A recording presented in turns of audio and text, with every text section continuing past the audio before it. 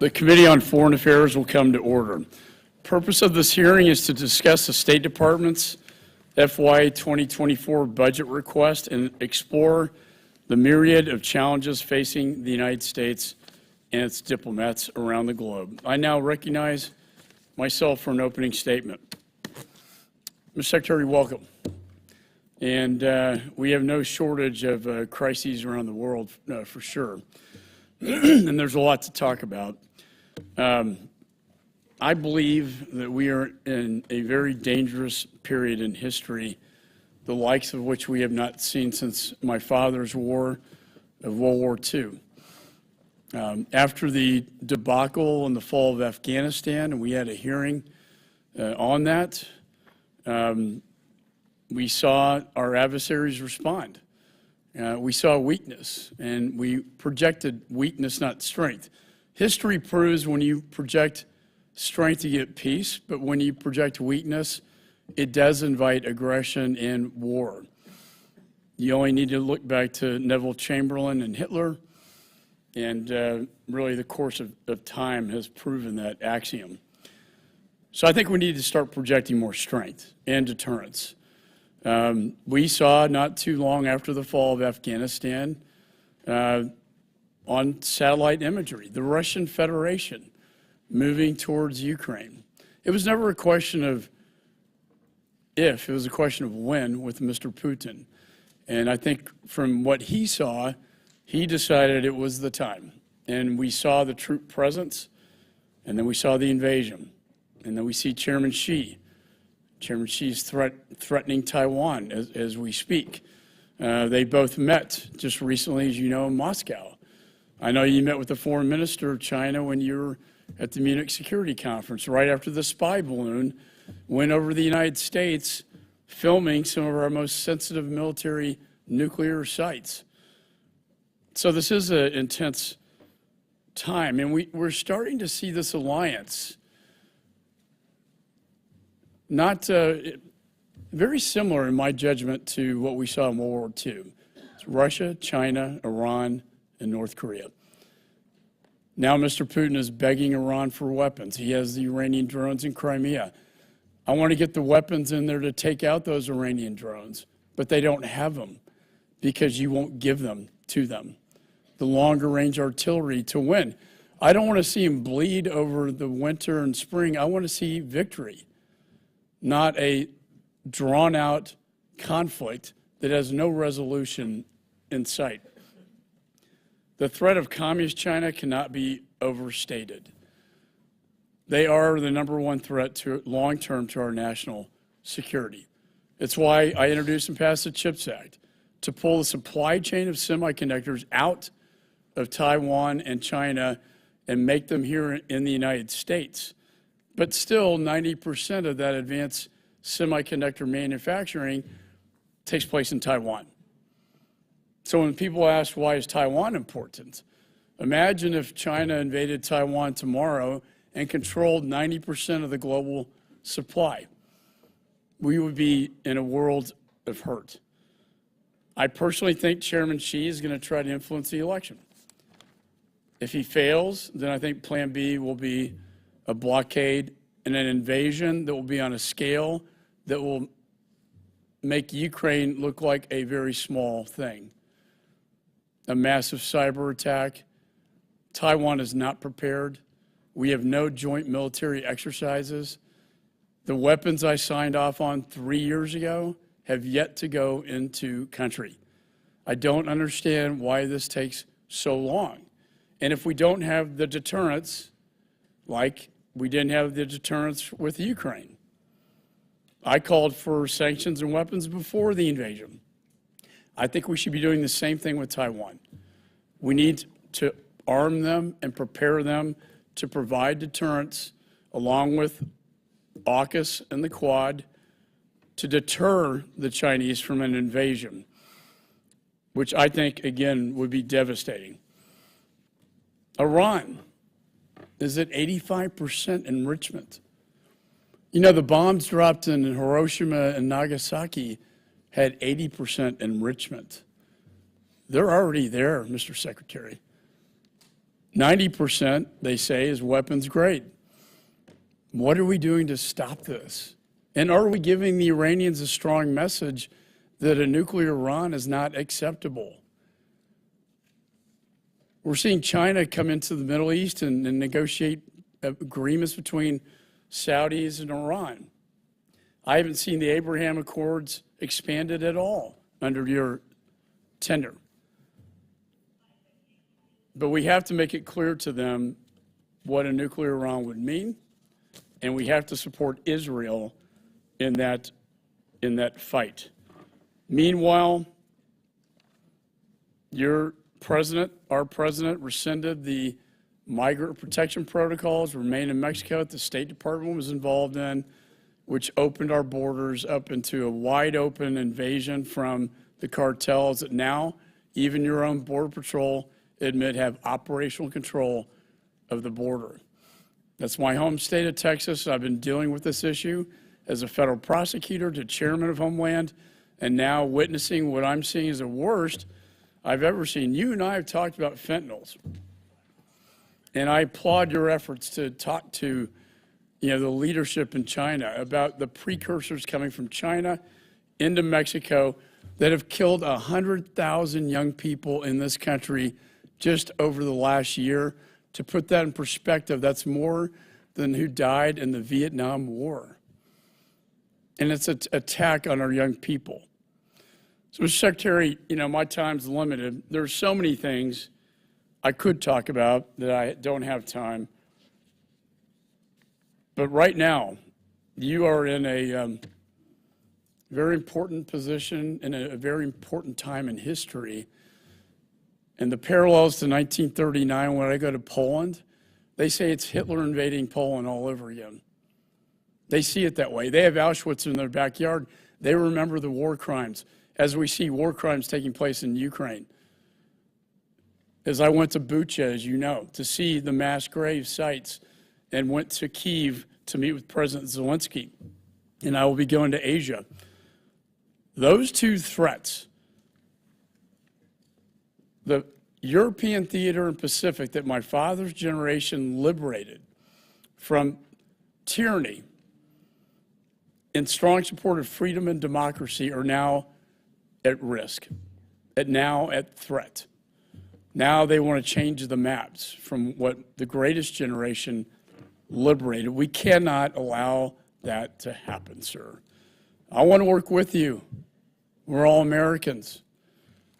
And I believe most members on this committee agree with that assessment. But I do have to point out my concerns, and I think the weaknesses, and we'll have more time to discuss that in our questioning.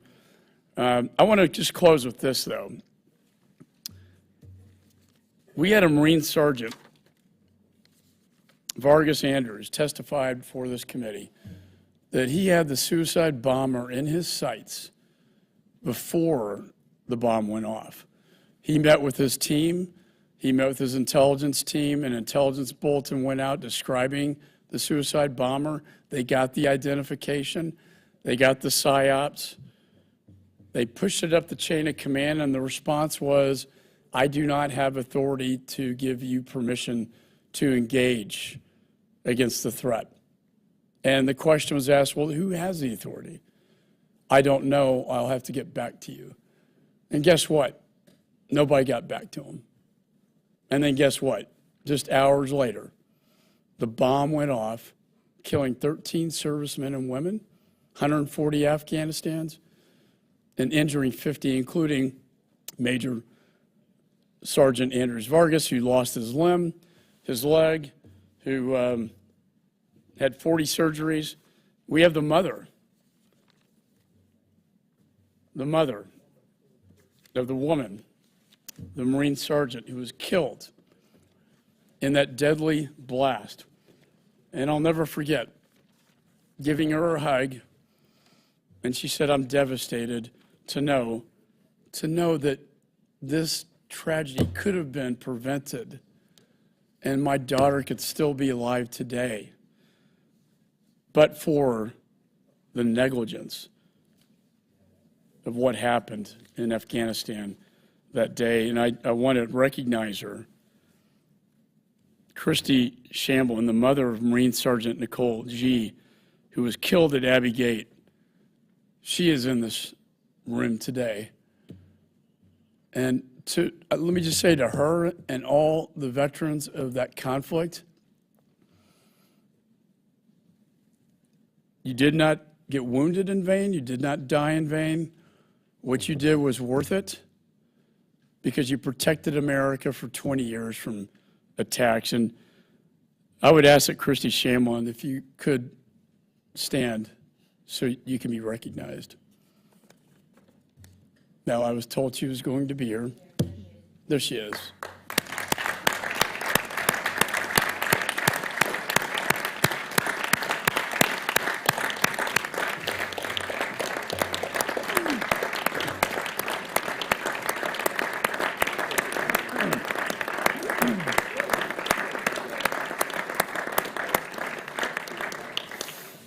Let me just close by saying, I will not rest, Christy, until we get answers, until people are held accountable for what happened to your daughter and the other servicemen and women and the Afghans.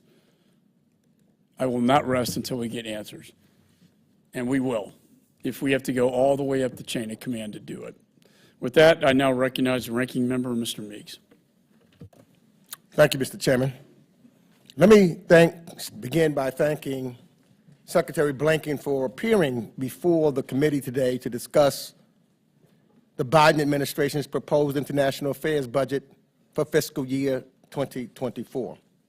Let me also thank you, Mr. Secretary, for we are the House Foreign Affairs Committee, for your focus on diplomacy. That's what this committee is all about. The HASC, the Arms Committee, deals with defense and DOD. And we know the significance and importance of diplomacy going alongside the Defense Department, with the Defense Department. And what the State Department and what we're here to discuss today has to deal with the responsibility that the Department of State has. And I am extremely glad to see that the administration's budget requests prioritize diplomacy and development, ensuring that we have the tools necessary to lead on the global stage and leverage the United States' soft power, which better positions the United States to address global challenges, deepen our alliances, and advance our U.S. interests. Fact of the matter, Mr. Secretary, had not President Biden led, when we talk about particularly the Ukraine, led by having our allies join with us, if we had jumped out there by ourselves, Putin would have been right. We would have been divided. NATO would not be strong. The EU would not be where it is, all working collectively together to fight back the aggression of Vladimir Putin and Russia. It is that unity is what put us there where we are today with Ukraine, which at the time no one thought we would be here a year later with Ukraine still standing. But it is the leadership and the strength that the Biden administration showed in holding our allies together that we're able to say that we're going to stay and continue to give the Ukrainians what they need until they win. And we're not going to make any decisions without the Ukrainians. And I think that is what is extremely important, to make sure that we follow that model even as we deal with China, which is why I do think that the chairman's trip to South Korea, to Japan and Taiwan, similar to the trip that I did along with former Speaker Nancy Pelosi last year, is important, because we can't just say we're going to go at China by ourselves. We need our allies and alliances together in the Indo-Pacific, in Europe, in Africa, in Central and South America, in fact, indeed, around the world. It has to be America leading other nations and not America alone. If you're leading, you have to lead somebody.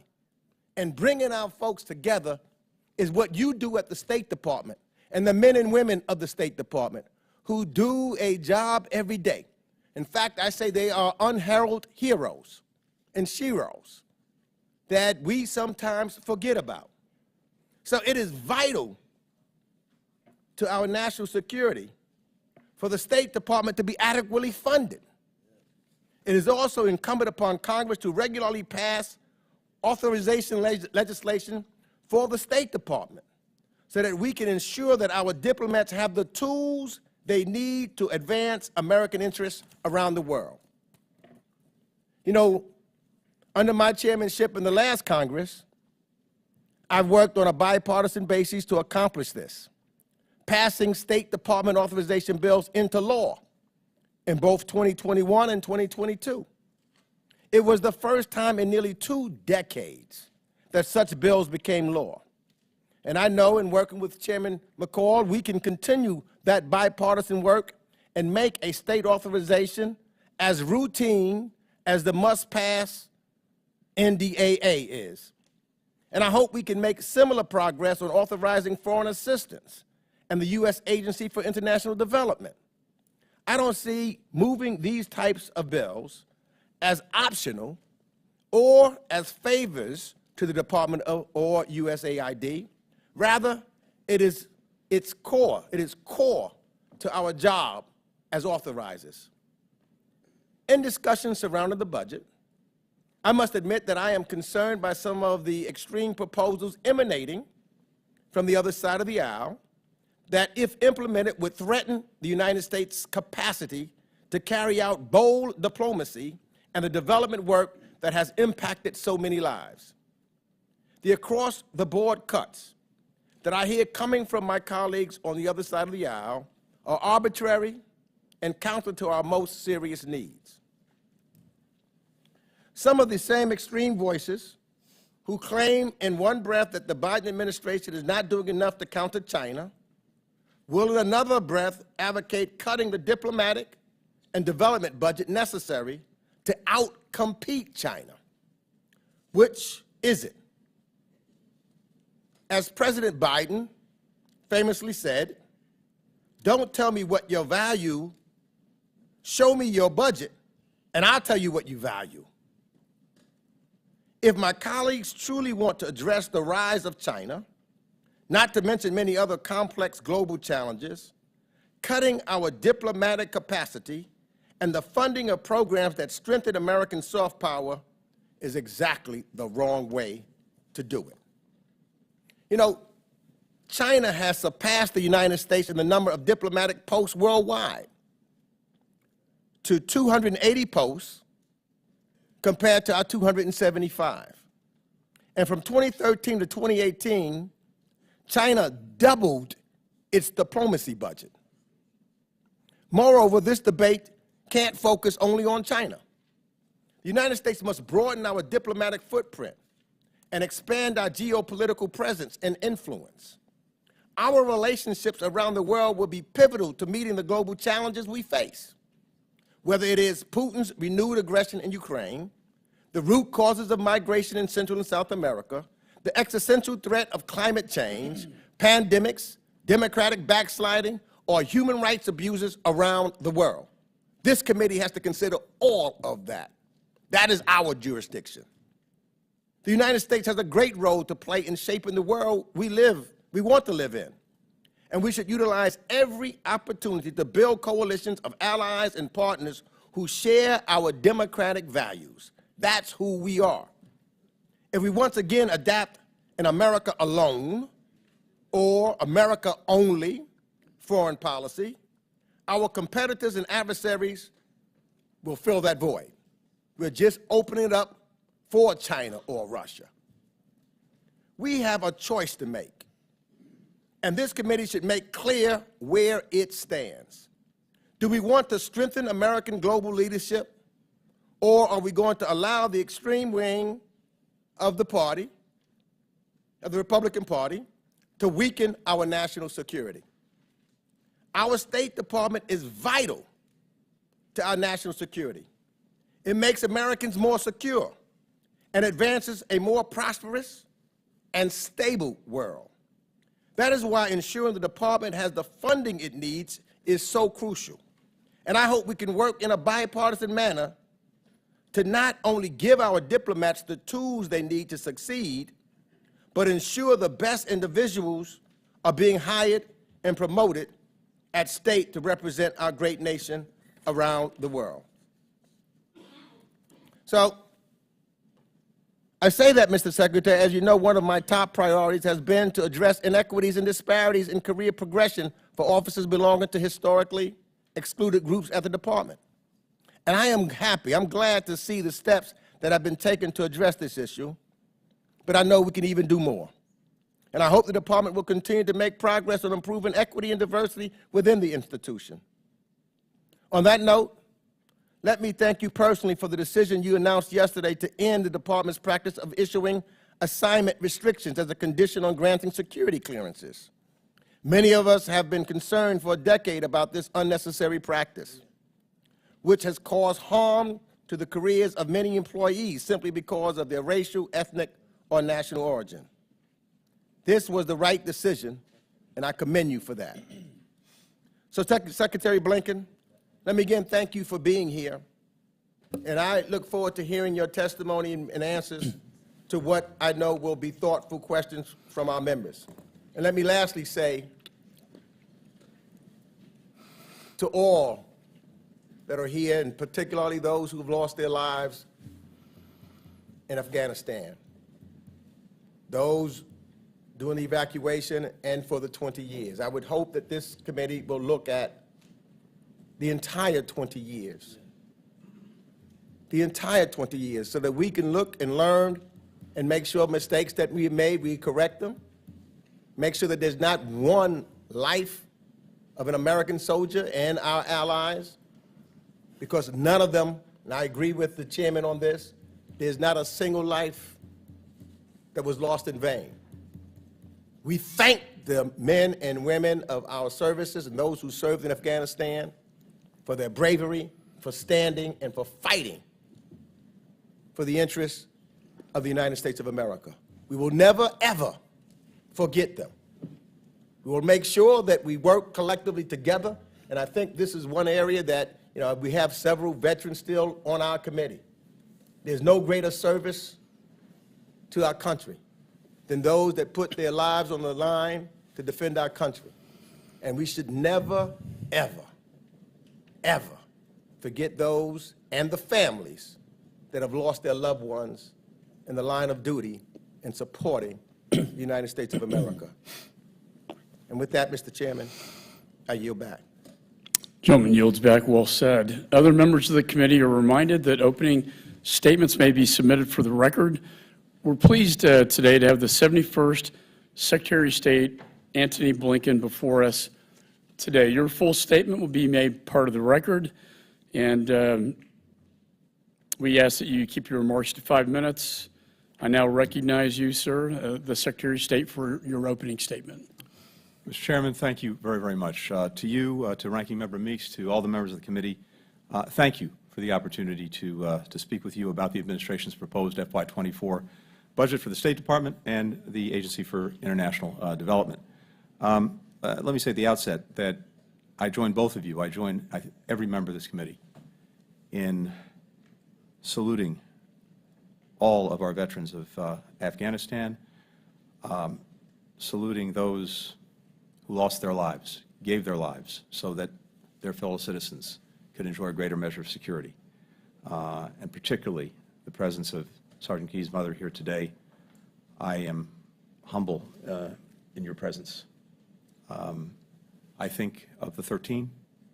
I think of the 2,402 Americans who lost their lives over 20 years in Afghanistan, serving and protecting our country. I think of the 20,000 plus wounded, and I think of so many others who served and have injuries of a different kind, including members of my State Department team. And I join you, Mr. Chairman, I join you, Ranking Member weeks, I think I join every member of this committee in being determined that we look, and not only look, but draw the lessons from 20 years, including the last year in Afghanistan. We do meet at an inflection point. The post-Cold War world is over. There is an intense competition underway to determine what comes next. The United States has a positive vision for that future, a world that is free, that is open, secure, and that's prosperous. The budget that we put before you will, in our judgment, advance that vision and deliver on the issues that matter most to the American people by preparing us to meet two major sets of challenges that are distinct but also overlapping. The first set is posed by our strategic competitors, the immediate acute threat posed by Russia's autocracy and aggression most destructively through this brutal war of aggression against Ukraine, and the long-term challenge from the People's Republic of China. The second set is posed by a series of shared global tests, including the climate crisis, migration, food and energy insecurity, pandemics, all of which directly impact the lives and the livelihoods of Americans and people around the world. With this committee's leadership and support across two State Department authorization bills, the United States is in a stronger geopolitical position than we were 2 years ago to address these challenges. We've drawn enormous power from investments that we've made in our economic strength and technological edge here at home, including through the Infrastructure Investment and Jobs Act, the CHIPS and Science Act, the Inflation Reduction Act. Our unmatched network of alliances and partnerships has grown stronger. In fact, they've never been stronger. We're expanding our presence in critical regions, like the Indo-Pacific. We are leading unprecedented coalitions, including a number of new ones, to confront aggression and to address humanitarian crises around the world. The President's FY24 budget, the request for the State Department and USID meet this moment head-on. The budget will sustain our security, economic, energy, and humanitarian support for Ukraine to ensure that President Putin's war remains a strategic failure. The budget will also strengthen our efforts to outcompete the PRC. President Biden is firmly committed to advancing a free and open Indo-Pacific, which is why this proposal asks for an 18% increase in our budget for that region over FY23. The budget contains both discretionary and mandatory proposals for new, innovative investments to outcompete China, including by enhancing our presence in the region, ensuring what we and our fellow democracies have to offer, including things like maritime security, disease surveillance, clean energy infrastructure, digital technology, is more attractive than the alternative being proposed to them.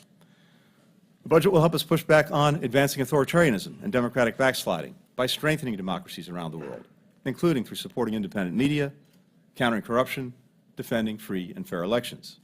And it will allow us to pay our contributions to international organizations because the United States needs to be at the table wherever and whenever new international rules that affect the livelihoods of our people are debated and decided.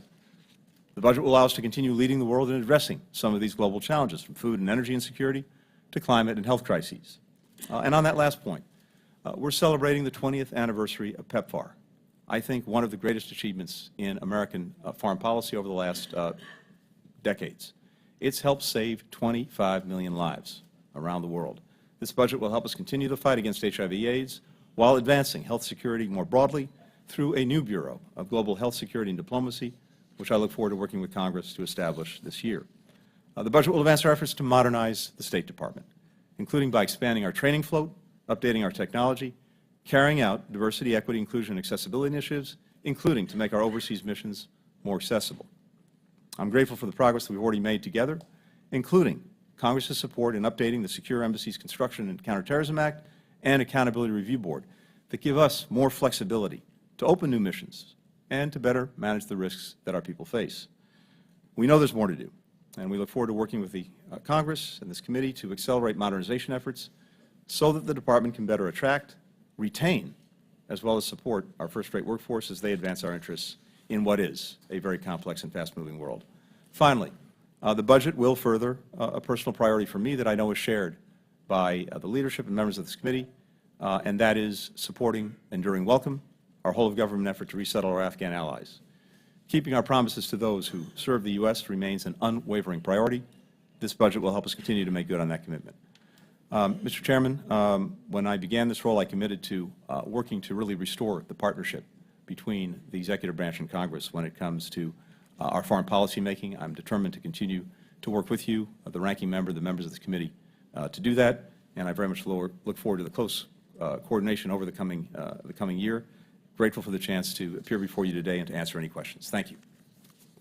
Thank you, Mr. Secretary. Let me just say, we had a very powerful, compelling hearing on the events in Afghanistan at the end when the Abbey Gate was compromised and the suicide bomber went off and people were killed. And I think the American people deserve answers, and they want people to be held accountable for that. We haven't had a public hearing specifically on Afghanistan until the one we had just 2 weeks ago. And we heard testimony that, quite frankly, I was not even aware of, that the suicide bomber was, that we had him in our sights. The sniper had him, and he could have been taken out, and the threat could have been eliminated, and lives could have been saved. This is why we've asked you for documents. And so I want to go through the document requests we've made. On January 12th, I sent you this letter requesting documents related to the Afghanistan withdrawal. We did not get that, at that time, did not get that production. So on January 30th, we requested 3 specific items to be delivered February 7th. Most importantly, the dissent cable. As you know, 23 of our State Department officials at the embassy in Kabul took the extraordinary measure to raise their dissent to the policy, sir, that you and your administration were effectuating. I think the American people need to see this. We need to know what their dissent was. Why were they objecting to your policy in the failed withdrawal from Afghanistan? Sent another letter on March the 3rd. And another one on March 20th. In fact, Chairman Meeks requested this dissent cable in August 2021 letter. That again, no response. Yet here we are today. I do the after action report. I want to thank you for that production, and I know the ambassador's after action review and is going to be presented in 3 weeks. But we need this dissent cable, and I think the American people deserve to see it, to know what in the world was going on in those critical weeks, especially after the testimony of Sergeant Tyler Vargas Andrews. He deserves to know. Christy Shamblin deserves to know what the dissent was. I have the subpoena. It's right here. And I'm prepared to serve this. Now, we've had discussions. And I think, you know, as a former federal prosecutor, you want to work things out, but when you can't, you have to go forward with a subpoena, an arrest warrant, and indictment. So, sir, I'm going to give you until the close of business on Monday to produce that dissent cable to this committee and this Congress so the American people can see what the employees at the embassy in Kabul were thinking about your policy that they dissented from. Do you have any response? Yes, thank you very much, Mr. Chairman. And first, I want to make clear that we are working to provide all the information that this committee is looking for, and that its oversight responsibilities give it the authority to secure. And as you noted, we just produced the Embassy Action Plan, thousands of pages that go along with that. We're committed to making available and sharing the substance of the after-action review within the next 3 weeks. and you heard that from the White House. And as to the Cent Channel cable, I appreciate everything you're saying. And let me just put this very briefly in perspective for members of the committee who may not follow this. This tradition of having a dissent channel is one that is cherished in the department and goes back decades. It's a unique way for anyone in the department to speak truth to power as they see it without fear or favor.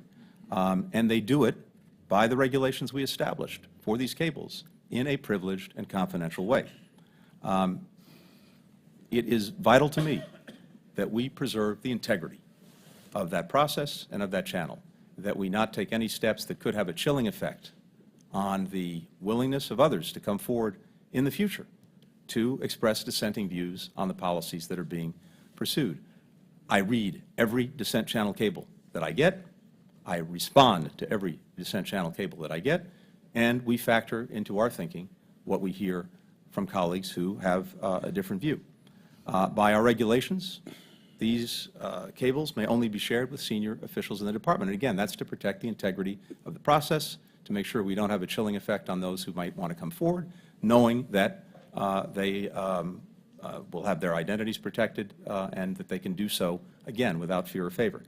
Having said that, I very much understand and appreciate that there's a real interest in the substance of that particular cable by this committee.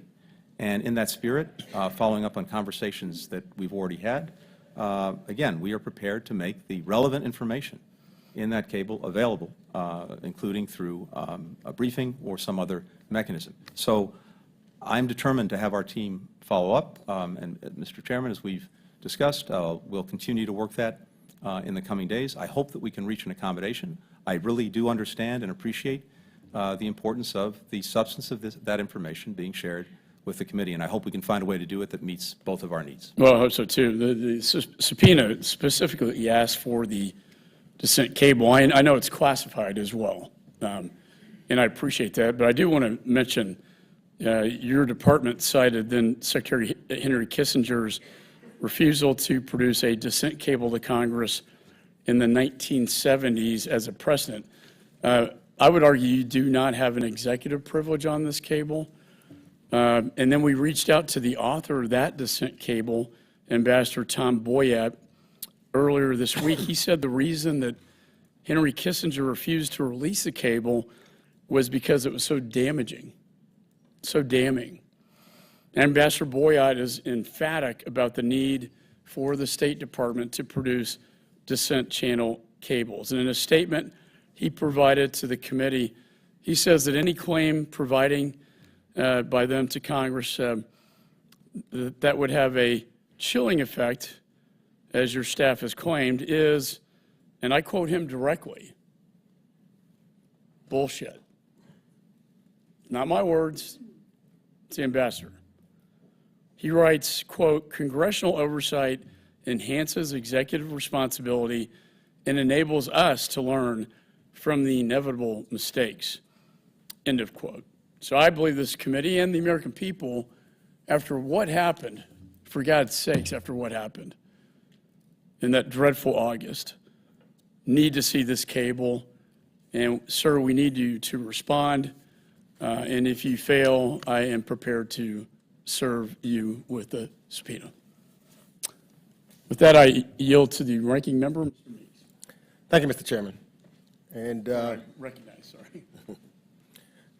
let me just start off by saying that the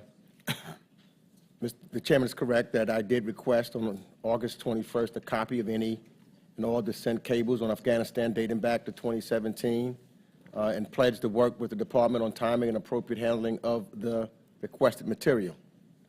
However, I hope that the chairman also agrees that we should take care to avoid a chilling effect on employees, as you stated. Safe space for dissent is important, ongoing, even as I hope the department works to accommodate this congressional request, because I think the substance that is in the cable is tremendously important for members of this committee to know. And if we do it in a classified session, but I understand the protection of what you talk about as far as the the members of the State Department so they have their discretion.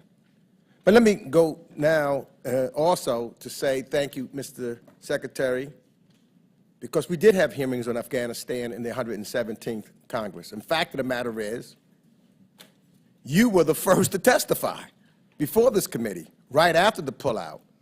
You were the very first cabinet official to do so right before this committee, and we had several other hearings in regards to Afghanistan in the 117th Congress. But let me get to what we're here for today. The President's budget proposal lays out a strategic vision for the U.S. global engagement that would allow the United States to deepen our alliances, to tackle the most pressing global challenges, and effectively compete with our adversaries. Speaker McCarthy and the House Republican majority have put forward a different vision, one that would cede American leadership on the world stage and threaten U.S. national security by arbitrarily slashing the international affairs budget by up to 22%.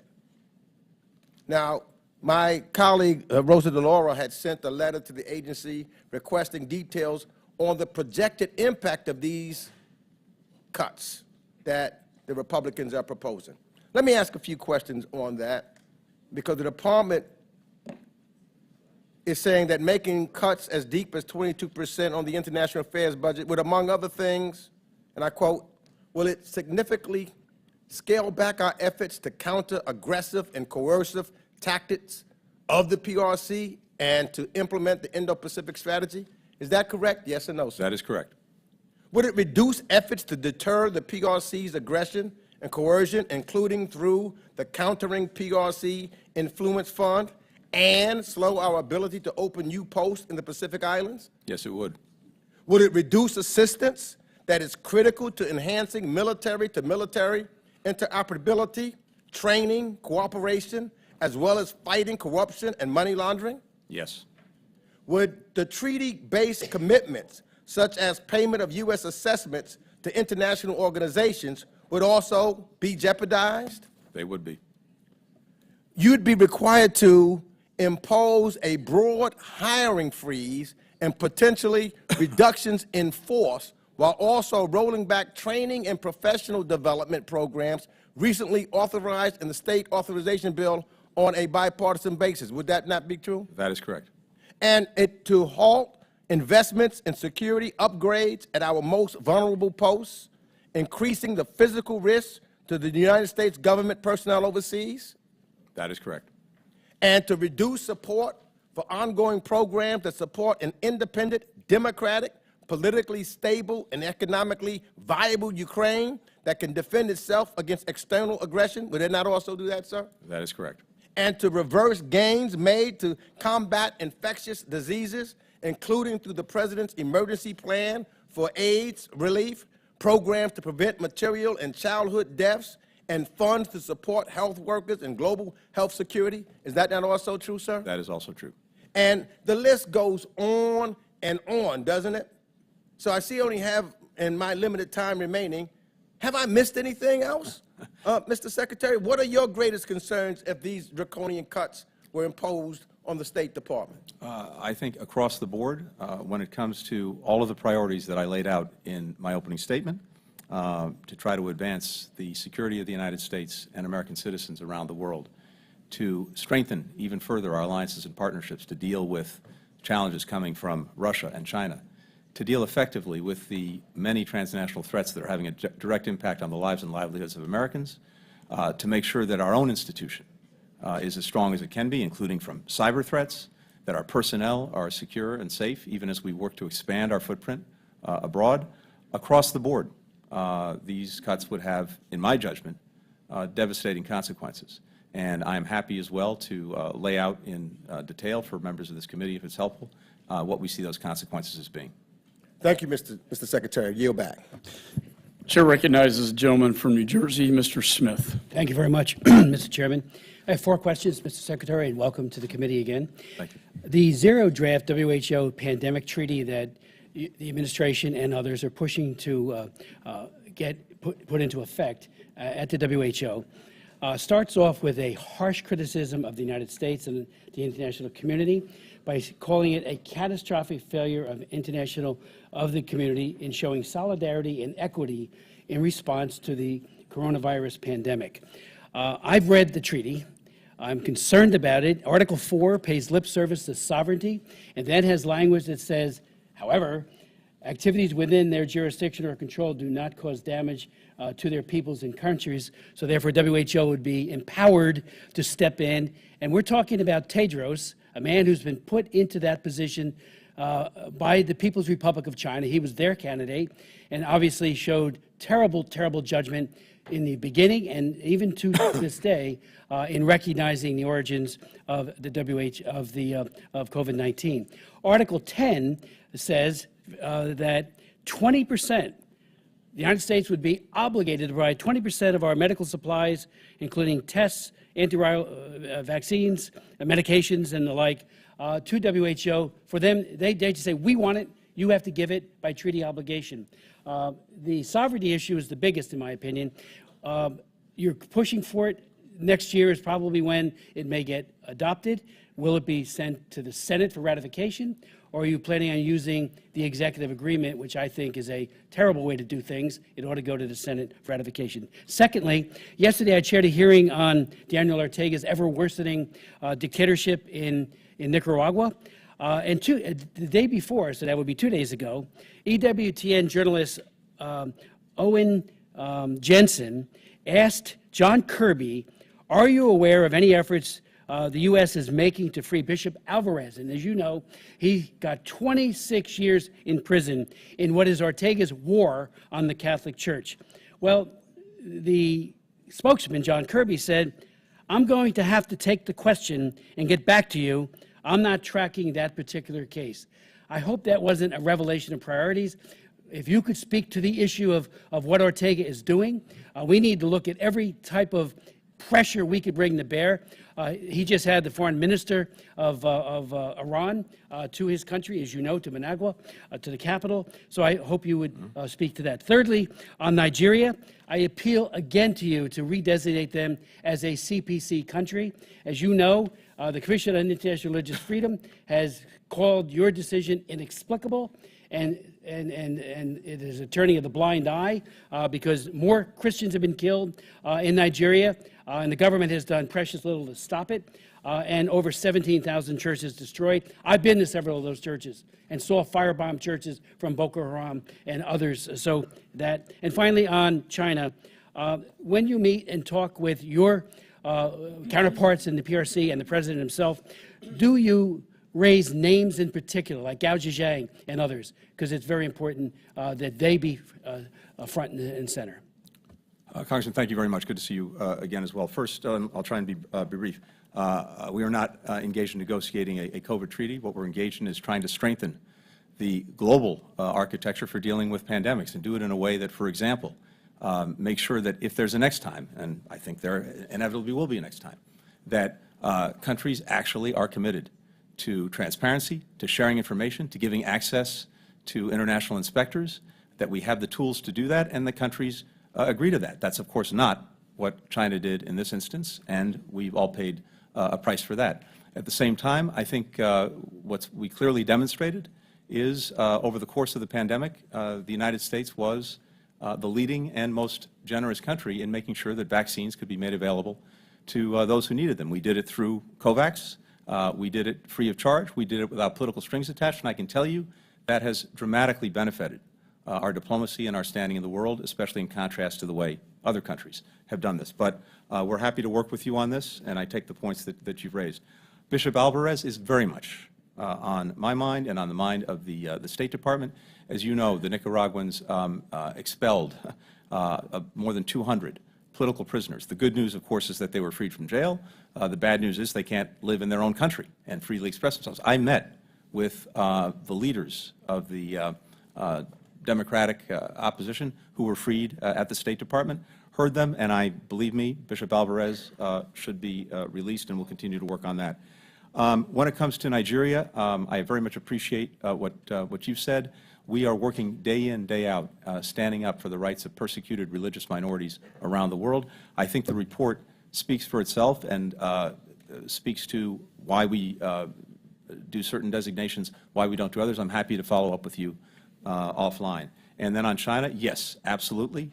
We name names. I name names. I've gone over repeatedly with my counterparts in China the names of people who are being, in our judgment, detained for political reasons and who should be freed. And at the same time, there are, of course, American citizens who remain unjustly detained. We're working on that every day. Thank you. Gentleman yields. The Secretary has till 1:30 p.m., so I'm going to hold members to their 5 minutes so we can get to all the members on the committee. Chair now recognizes gentleman from California, Mr. Sherman. The withdrawal from Afghanistan, of course, involved dissent. There were many people who said we should have left thousands of troops there. Of course, once Trump told the American people we were leaving, the American people would not stand for that. There has never been a pristine, casualty-free withdrawal in that situation, especially when you have hundreds of thousands of people who are desperate to flee their country. You saw that in our withdrawal from Vietnam, and we saw that with the partition of India, where hundreds of thousands of people moved or millions of people moved and hundreds of thousands died. As to Iran, the chairman is correct that Iran is very, very close to a nuclear weapon. And I'll simply point out that the prior president pulled out of the JCPOA without a plan to do anything to stop Iran from having a nuclear weapon. And so the Saudis seem to have taken action on the assumption that Iran was about to become a nuclear power. Mr. Secretary, I want to implore you on an issue that may not otherwise come up. You're focused on the great issues of war and peace, the things historians will write about, and that competes for your time with the basic operations of the State Department, passports and visas. The passport system is broken and has been since the beginning of COVID. Visas, if we did a better job on visas, that would be the most important thing we could do with our public diplomacy program and winning hearts and minds. And when it comes to business, it's impossible to get people to invest in America if it's going to take them 6 months to do a business deal. And I would hope that business visas would proceed at the speed of private sector business. So I want to implore you on that. Move to a question. Last September, Nord Stream pipelines were blown up. You're now in a formal setting. Can you assure the world that no agency of the U.S. government blew up those pipelines or facilitated that action? Yes, I can. Thank you. Putin has told us he wants to restore the Soviet Union. There are those who argue that we should have done nothing to help Ukraine, that what goes on Ukraine stays in Ukraine, and that we don't have an interest there. Obviously, if we had announced we were doing nothing, Europe would have done nothing, and Putin might well have been in Kyiv in a week or two. If that had happened, I think President Xi would be emboldened. But let's focus on Russia. If Russia had been able to take over the Ukraine in a matter of weeks, would that have satiated Putin or encouraged him to go after Moldova, the Baltics, and Poland? In my judgment, the latter. Thank you. Turning to Ethiopia, the State Department released a summary determination indicating that while all parties were guilty of war crimes, the Ethiopian military, the Eritrean military, and the Amhara forces committed crimes against humanity, and that the Amhara forces committed ethnic cleansing. During testimony last year, your Assistant Secretary Molly Fee committed that the United States will not support international loans or the restoration of AGOA to Ethiopia until the Ethiopian government fulfills its obligations under the peace agreement, including unrestricted humanitarian aid, protection for civilians, human rights monitoring, and the restoration of services, including the Internet. Do you reaffirm that commitment? I do, and indeed, that's actually what we're seeing happening. I just came back from Ethiopia. Happy to address that in greater detail, but yes, the basic, thank you. And basic point, yes. The head of Save the Children has just returned from there and reports that things are getting are getting better. Can you think of anything that would help President Xi expand his power more than if the United States were to cut our diplomatic efforts by 22%? There may be some other things, but that would certainly be on a top 5 list.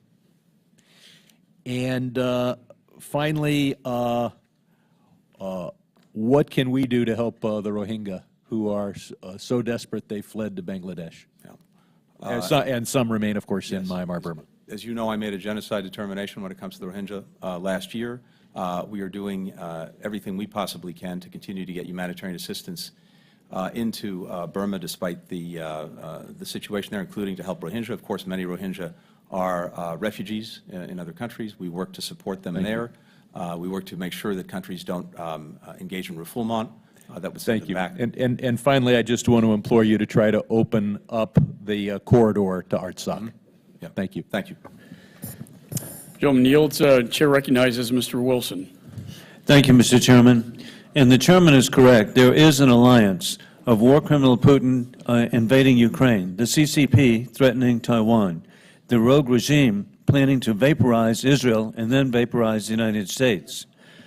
Mr. Secretary, as I agree with President Donald Trump that the surrender in Afghanistan was the most damaging foreign policy military decision in American history solely by the President of the United States, Mr. Biden.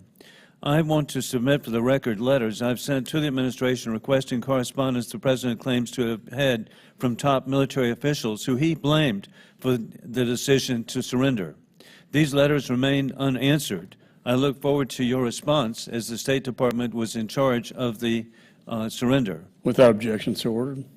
Additionally, as the grateful father of Hunter Wilson, an Afghan veteran, I appreciate so much the Americans who have served to protect America since 9/11, and particularly always in mind the 13 who were murdered at Abbey Gate.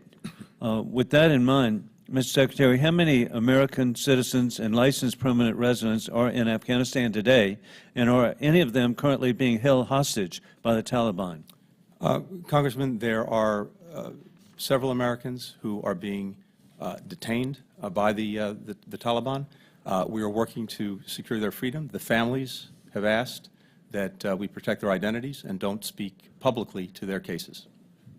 Now, those are being detained. How many other Americans? How many other Americans? There are approximately, let me put it this way, since August 31st of last year, we have helped about 975 American citizens who wished to leave Afghanistan do so. As we speak, Americans who identify themselves to us, American citizens who identify themselves to us who are in Afghanistan, some of whom have been there since the withdrawal, some of whom went back to Afghanistan. There are about, that we're in contact with, about 175.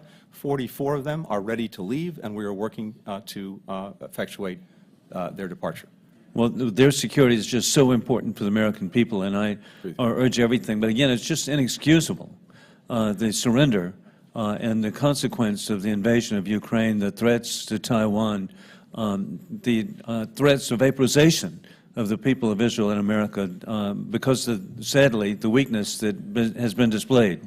I see it very differently, Congressman. I see us ending America's longest war. I think that's a good thing for the United States. It freed up our ability to devote focus and resources on Ukraine to deal with the rise of China. Mr. Secretary, we are in a global war on terrorism.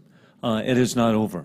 And by allowing safe havens in Afghanistan, you're putting the American people at risk. It's my understanding there are now 27 terrorist organizations actively working. We already know Osama bin Laden operated out of a cave in Afghanistan. We don't need to learn that again. More than a decade ago, as you know, we took out the leader in Afghanistan, the successor leader of al-Qaeda, Mr. Zawahiri. We took out a leading financier in Somalia who was helping to finance any return of al-Qaeda in Afghanistan. We've demonstrated the ability to continue to go at those who would do us harm. You've created a safe haven in Afghanistan. I mean, it's inconceivable. And President Trump was correct. Bagram should have never been abandoned. With that in mind, the administration has been inexcusable in its delay providing weapon systems defensive to Ukraine. In fact, the long-range missiles that could be provided have been delayed.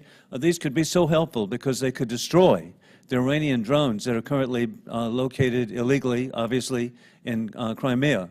And so what is being done to release the latest equipment, let's stop a war. We can do that by providing proper defensive equipment. Congressman, I share absolutely your commitment to make sure that we're getting the Ukrainians what they need when they need it to deal with the Russian aggression. That's what we've done going back before day one, including drawdowns of equipment in September before the aggression, in December before the aggression, to make sure that they actually had in hand what they needed to repel it if it came, including Stingers and Javelins. So the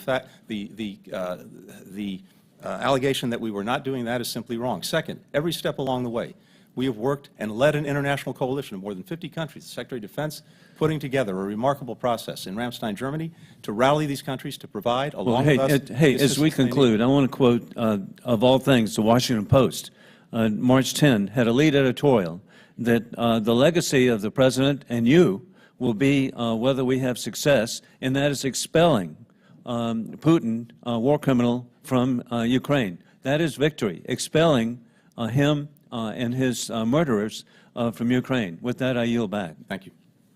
Gentleman yields. Gentleman from Virginia is recognized, Mr. Connolly. Thank you. Thank you, Mr. Chairman, and welcome, Secretary Blinken. Listening to my friends on the other side, especially the opening statement of the chairman, I'm reminded of the line in The Wizard of Oz, lions and tigers and bears, oh my. Because apparently you have single-handedly left the world in a mess. There's no historic context. So I want to ask a series of questions to try to get my mind around the history behind things. So, for example, the chairman mentioned Iran's about to become a nuclear power. Oh my, how could that happen? Well, Mr. Secretary, was there an agreement, I don't know, anywhere, that actually pushed back the nuclear development in Iran and, in fact, was working in all respects in terms of metrics? There was. It was called the JCPOA, and it put Iran's nuclear program in a box, as verified not only by international inspectors, but by our own intelligence community. Ah, I remember that now. And I seem to recall my friends on the other side of the aisle opposed it. And then what happened to that agreement that was working? The previous administration decided to leave the agreement. I'm sorry, Mr. Secretary, couldn't hear that. Yes, the previous administration decided to leave the agreement. The Trump administration. That's correct. Ah, okay. My. Afghanistan.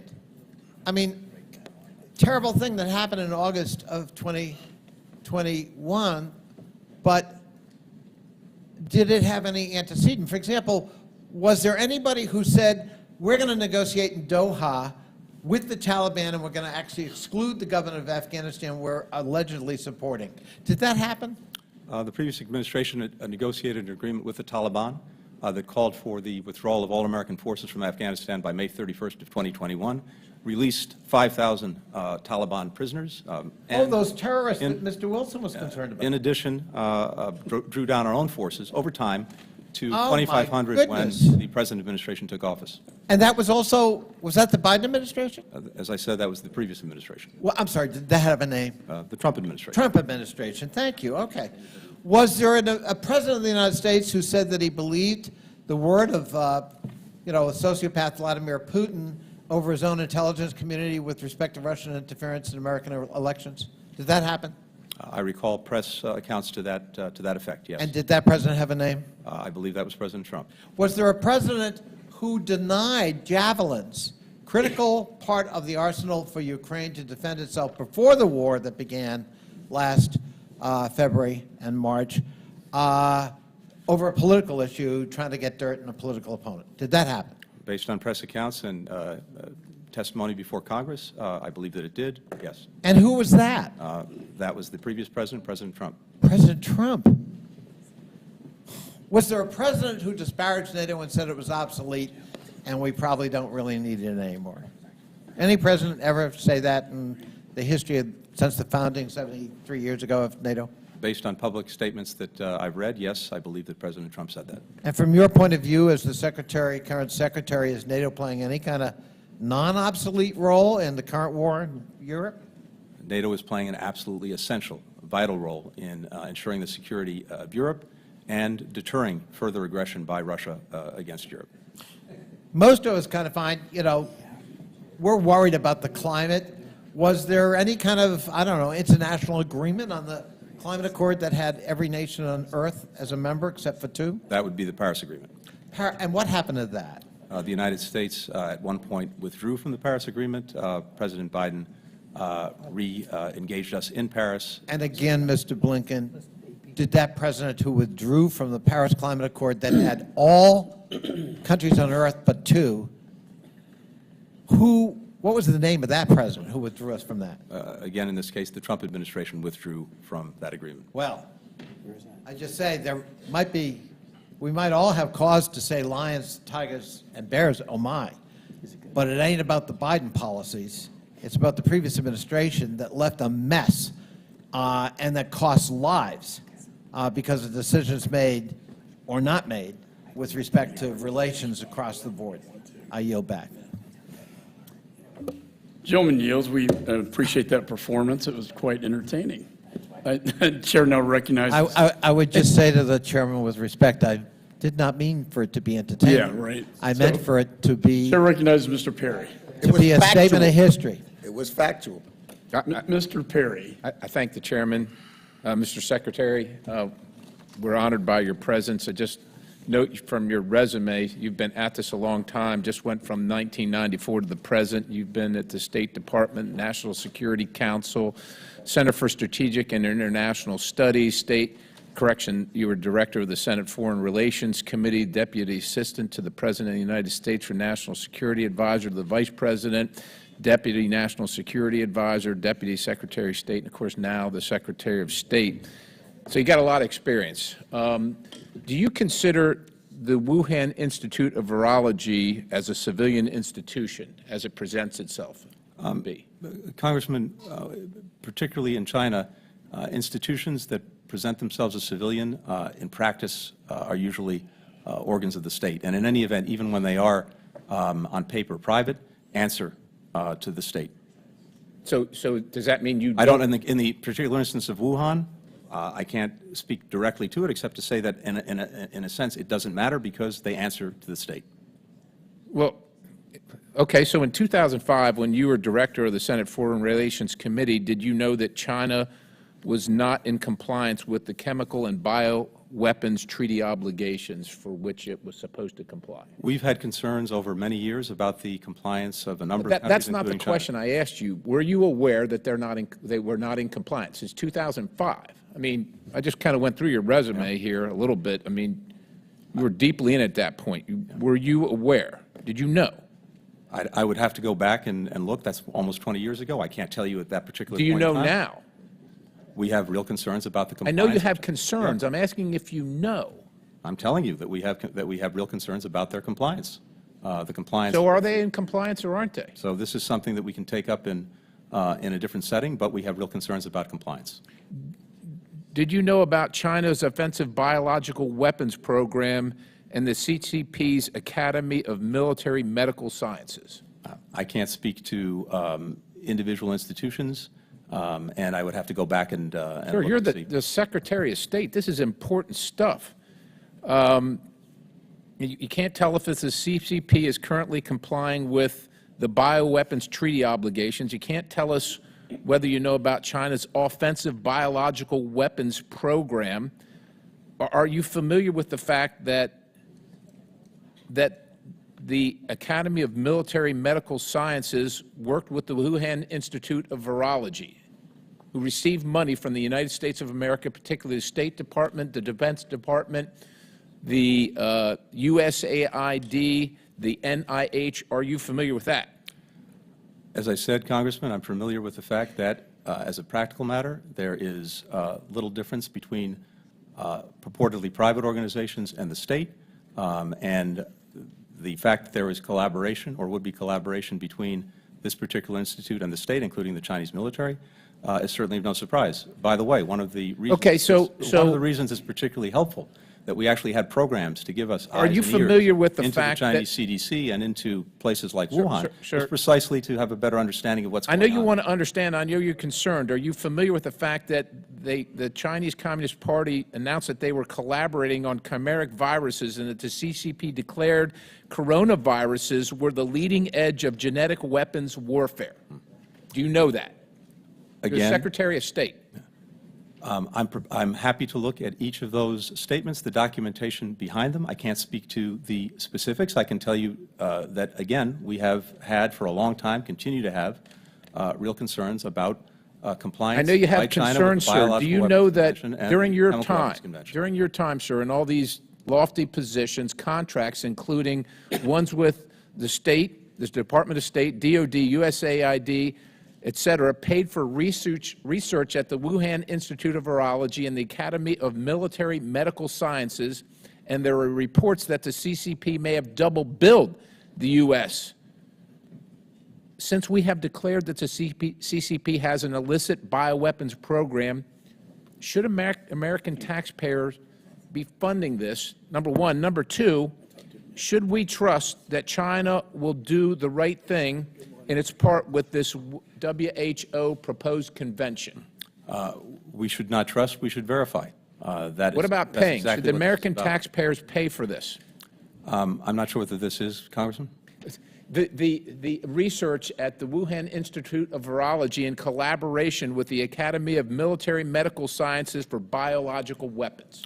We're not paying for that. As I said, in the past, we have had programs where our scientists, as well as our embassy, have had the ability to have eyes and ears in some of these places precisely so that we would have a better understanding of what was going on, and in particular to see if there were any safety or security concerns. There was one program that was before my time that ended in 2019 that USAID was engaged in.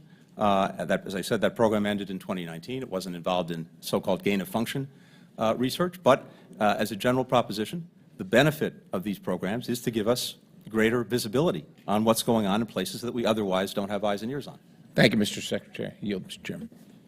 Gentleman yields. Gentleman from Massachusetts is recognized, Mr. Keating. Thank you, Mr. Chairman, and thank you, Mr. Secretary. There's not a hot spot, seemingly, in the world that you haven't been at since you've assumed this office, and I want to personally thank you for your personal commitment, your family's sacrifice, clearly in the tradition of your late father, for all this work. I want to thank you, too, for your work trying to help Paul Whelan, who will be this month spending his 53rd birthday in a Russian war camp. 4 years wrongfully detained by the Russian Federation and Vladimir Putin. So, Mr. Secretary, I'm holding in my hand a memo, a letter from the Russian Federation dated February 17th, 2022. And that's 7 days before Putin unleashed approximately 190,000 of his troops that were amassed on the Ukraine border with an effort to overtake Ukraine's capital, topple its government, set up a puppet government, and control Ukraine. I assume you're aware of this letter. It's an important letter because it makes clear what Putin's military demands were, and they go far beyond Ukraine, right in this memorandum, right in this letter. Putin made no bones about the fact what his military demands were as he was prepared to amass these troops. His demands were that he would take measures necessary if things didn't change beyond Ukraine. In fact, he wanted to unwind the clock of history back to reinstituting Soviet-like era boundaries and restrictions. And he wanted to effectively disarm one half of NATO, particularly the areas the most vulnerable in the Baltic states. So here it is, in black and white. And if we fail in assisting Ukraine to defend itself, we know what's next. And we know what the U.S. will honor in its Article 5 commitments, should he do what he's threatened to do here if he didn't have his demands met. And that means, if need be, deploying American troops on the ground, as we're required to, as President Biden has reaffirmed, and President Obama has reaffirmed, and President Bush has reaffirmed, and every Republican and Democratic president after Bush has reaffirmed since this was relevant. And is it clear to you, Mr. Secretary, we will do everything we can do to honor those Article 5 concerns, including, if necessary, troops on the ground? The President has made that absolutely clear. I say that because there are voices in this country right now, including voices seeking to be commander-in-chief in this country, that say that a mere phone call to Vladimir Putin and an agreement to seize all that territory that was illegally garnered by Russia through war crimes, through horrors that are unspeakable, the type of things that we haven't seen in Europe since the 1930s. But merely cede that away and walk away from our obligation. And there are other voices, too, voices dismissing the actions that Putin has taken, the illegal, horrific actions, and merely calling them a territorial dispute that the U.S. has no play in.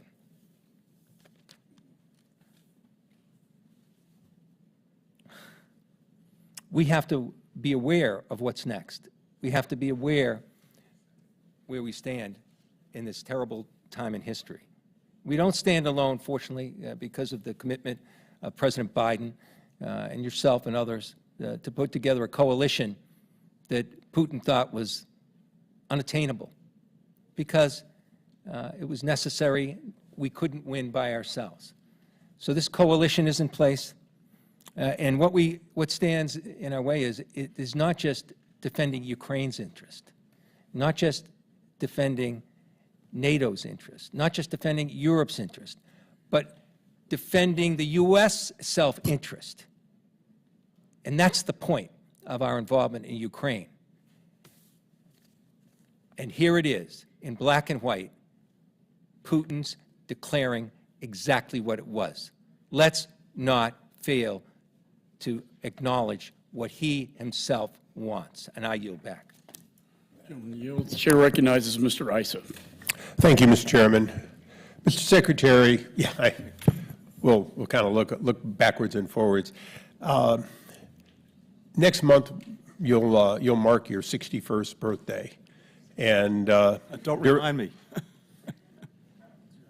well, at my age, I'm jealous. But Mr. Secretary, you're one of the most qualified secretaries during my tenure. You have spent a very long time learning history and being prepared to not repeat it. So I'm going to give you just a couple of names: Saigon, Tehran, Benghazi, Tripoli, and Kabul. Each one of those, to most people in the State Department, represent a failure to smoothly withdraw, a failure to anticipate, and the like. Now, the chairman had a fairly lengthy discussion with you about what the committee wants and needs in order to do its oversight. And in a very Kissinger-like way, you gave answers, not to his questions, but answers that were the ones that you came here prepared to give. Mr. Secretary, I have with me, you'll recognize it, this is what your discovery looks like often. This is actual discovery from the State Department. I might suggest to you, after our mutual many years of doing this, that your best choice is accommodation when appropriate, compliance when a subpoena comes, which means that this sort of redaction cannot and shall not be accepted by Congress once a subpoena is issued. I might also suggest that if you deliver something under the cloak of being secret or top secret, that redaction is by definition inappropriate. That in fact, if we view in camera, redaction is inappropriate. If today you can make the commitment that when the accommodations to this and other committees, but particularly this committee, when the accommodation is that we receive information in some in-camera form, that it be delivered sooner, not later, and redacted only for actual claimed privileges. if you can make that commitment, I think the chairman can rest assured that we won't be getting what I sometimes call a black cow eating a licorice at midnight. Thank you, Congressman. I appreciate that. What I can commit to is this. I can commit, as I have committed to the chairman, to find a way to make sure that this committee gets the information that it rightly needs to conduct its oversight. And I need to do that in a way that, of course, as I said in the case of the Descent Channel cable, protects the integrity of that process, but making sure that you get the information. More broadly, when it comes to documents, of course, we have national security considerations.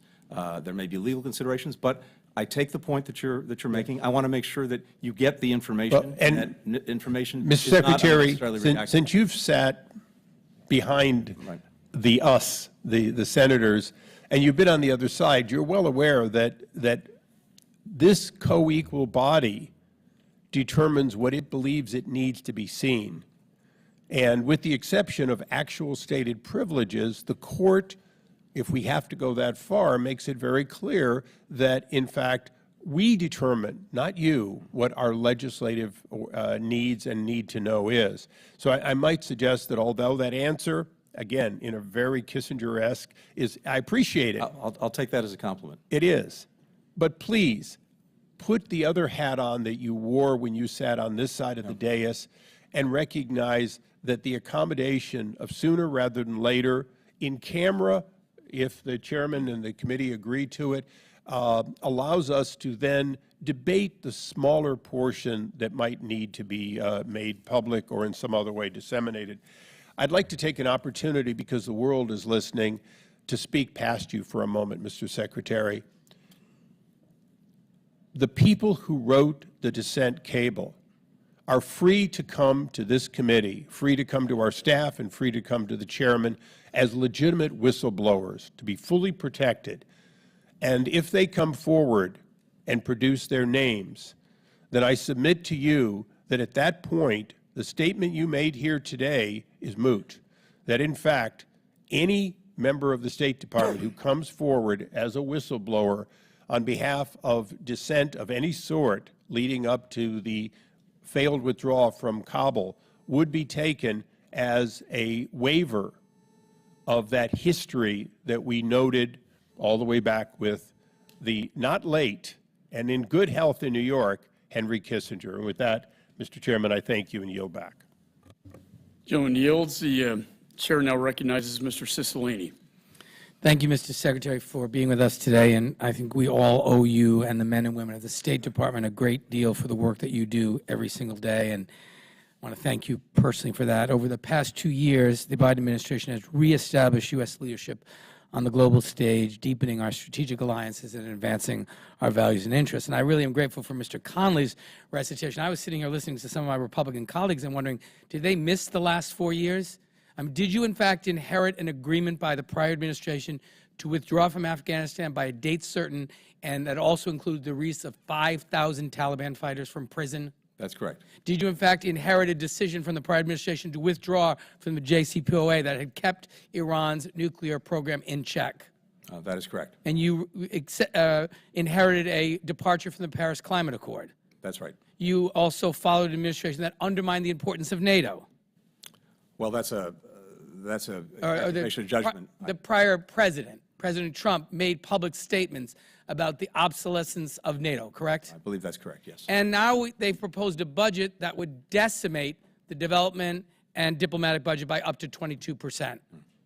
Is that correct? We've shared our concerns about proposed cuts to the budget proposal. And I don't remember hearing from my Republican colleagues on this committee criticize any of those 5 events.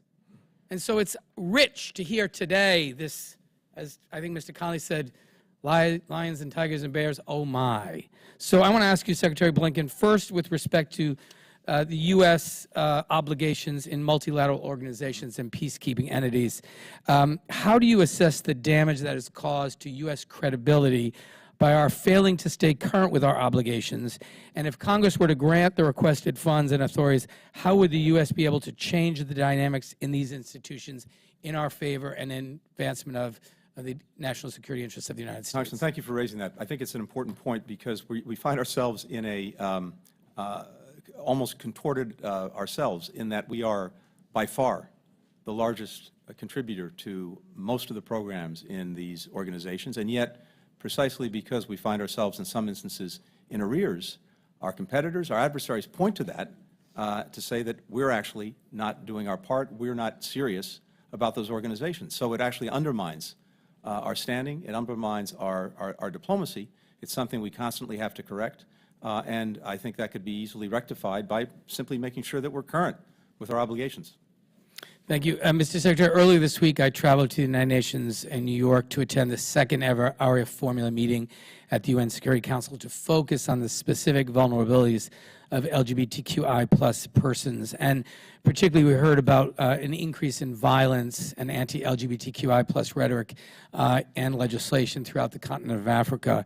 Can you just speak to what you are doing, what the embassies are doing in terms of staff and resources and coordination to confront these threats, and what Congress can do to help in that effort? Thank you. This is a deep concern of ours. We've seen that marginalized groups, particularly the LGBTQI plus community in many countries, is under increased threat and increased siege. In fact, as I think you know, we put out just this week, and I put out personally, our annual human rights report, and one of the things that it documents is precisely that. So we're very much engaged around the world in a variety of ways in trying to make sure that we are advocating, encouraging, pressing countries to uphold the rights of all marginalized communities, including the LGBTQI plus community, and that they are, in the first instance, of course, protecting and defending those rights, in the second instance, not taking measures that would further undermine those rights. We do it in different ways in different places. We try to make sure that we're both sensitive to local considerations, because we want to be as effective as we can be. So sometimes it's private, sometimes it's public, sometimes it's a combination of both, but our embassies are seized with this, and this really goes to, I think, a core tenet of view that I believe many Americans share, which is that all democracies are strengthened by protecting vulnerable populations, whatever they may be. We're equally engaged on pushing back against the persecution of religious minorities around the world. We see that, too, as a huge problem. Thank you, Mr. Secretary. Finally, Turkey's use of its existing F-16 fleet to challenge Greek sovereignty and its refusal to rule out using upgraded F-16s to do so and continue to violate Greek territorial airspace undermines NATO unity, and I know that's an important priority for you. Would you speak to what steps the administration is taking to ensure that American weapons are not used to threaten allies and partners in Greece, Cyprus, and northern Syria? Thank you, Congressman. The focus of our efforts, whether it's with Turkey, whether it's with Greece, whether it's with any other NATO ally, is to make sure that they have the equipment and technology that they need to be fully interoperable with NATO, to make sure that they can do everything that they need to do as a NATO ally, while at the same time, of course, ensuring that to the extent there are any disputes between them, that any equipment or technology we provide is not used in furtherance of those differences or those disputes. So that's certainly the case. We believe that Turkey should get the upgraded F-16s and the modernization package for their existing F-16s. We think it's important to NATO, important to the alliance. At the same time, we are working assiduously to try and ensure that any tensions that exist between NATO allies, in this case Greece and Turkey, are abated and end, and that they do not engage in either actions or rhetoric that would inflame the situation. So I was just in both Turkey and Greece. Of course, Turkey had the devastating, mind-boggling earthquake. Shortly after I was in Greece, we had the horrific train accident. Our hearts and our hands actually are going to try to help both countries in both situations. But at the same time, we want to make sure that Gentleman's time has expired. tensions in the Eastern Mediterranean. Chair now recognizes the Vice Chair of the full committee, Ms. Wagner. Thank you. I thank you, Mr. Chairman, and I thank you, Secretary Blinken, for your service and your time today. Mr. Secretary, yesterday the House passed the Taiwan Assurance Implementation Act. This is my bipartisan legislation I worked on with Mr. Connolly and others that requires the State Department to provide robust reporting on engagement with Taiwan and ask that the U.S. remove self-imposed barriers to engagement. I am urging my colleagues in the Senate to take up my legislation and send it to the President's desk so we can work towards tangible and sustained progress in the U.S.-Taiwan relationship. The United States must demonstrate resolute and unflinching support for this important democratic partner as it faces increased bullying and coercion by the People's Republic of China. In the meantime, I hope that you will help us understand how the State Department's budget will move this critical partnership in the right direction, because I am worried, frankly, that State's current approach is overly concerned with avoiding even the slightest chance of offending Beijing. Mr. Secretary, I hope that we can all agree that our confrontation with China represents a generational challenge for the United States and its partners.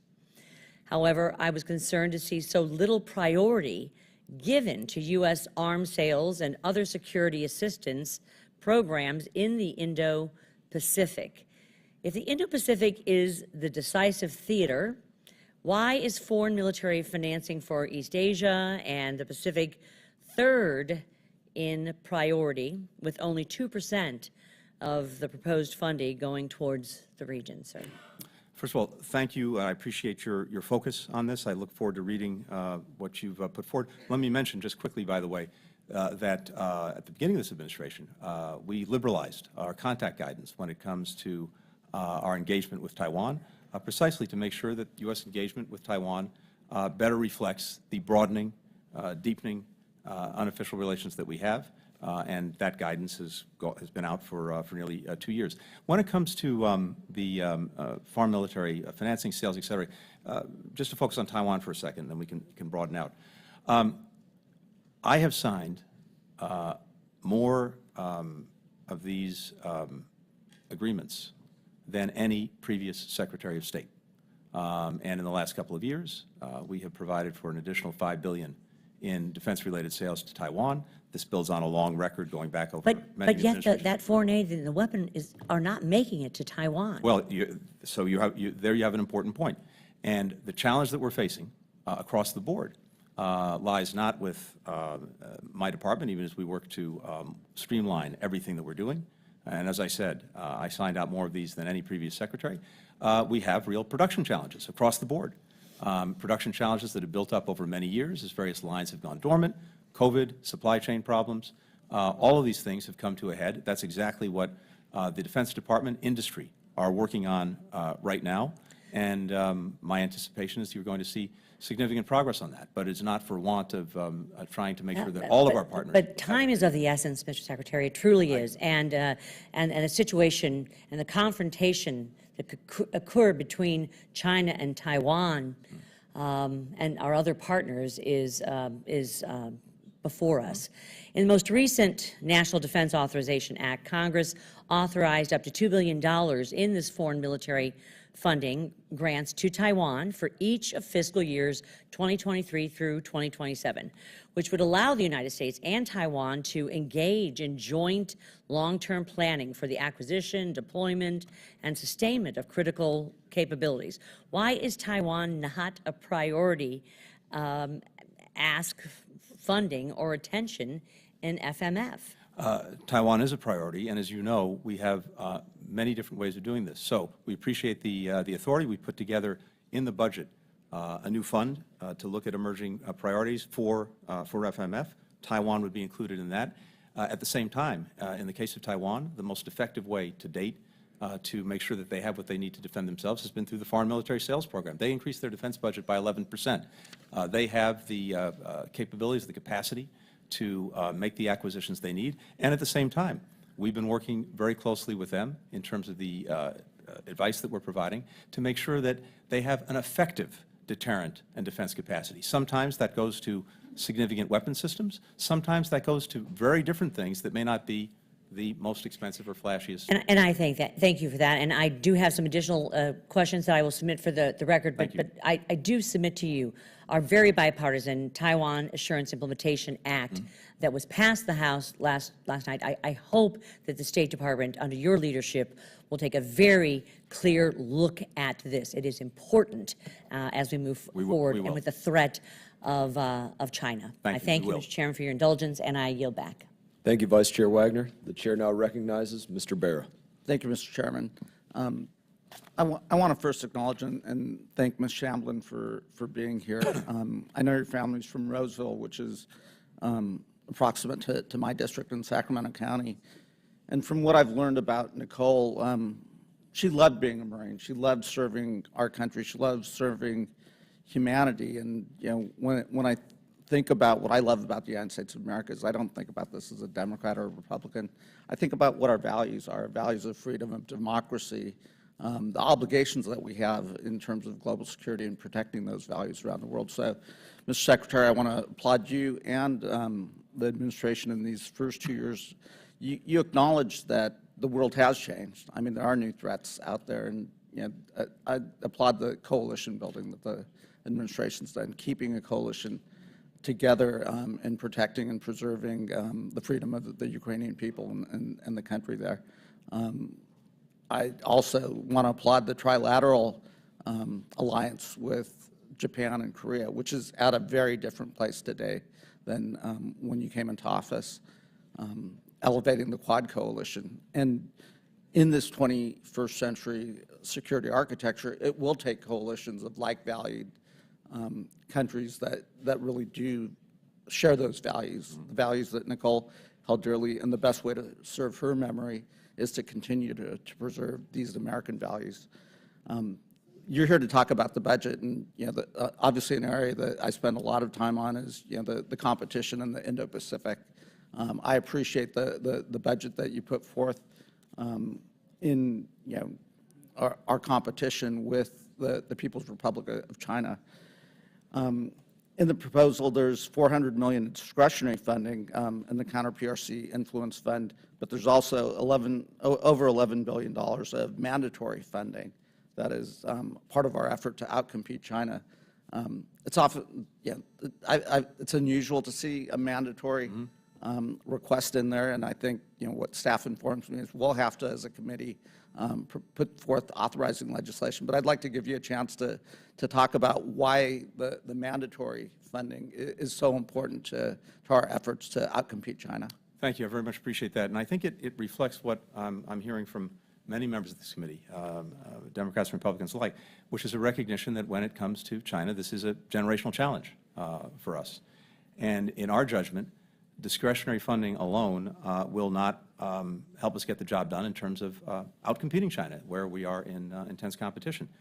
We are providing in the budget and the plan that goes along with it new and innovative ways to try to provide viable alternatives at scale that discretionary funding alone can't meet. And when I say viable alternatives, I mean things that countries around the world, potential partners, existing partners, need and are looking for, and that the United States hopefully can help provide. We've got long-term projects that need funding up front to cover longer periods than discretionary funding allows, and the predictability and the insulation from annual fluctuations for this discrete set of programs we think would be incredibly valuable. It's a little bit modeled on what we see as the success of the CHIPS and Science Act, where the State Department was given money over 5 years to work with other countries to secure semiconductor supply chains, downstream all the way, and upstream, as well as to try to make sure that countries that were developing information communications technology were doing so in secure ways with trusted vendors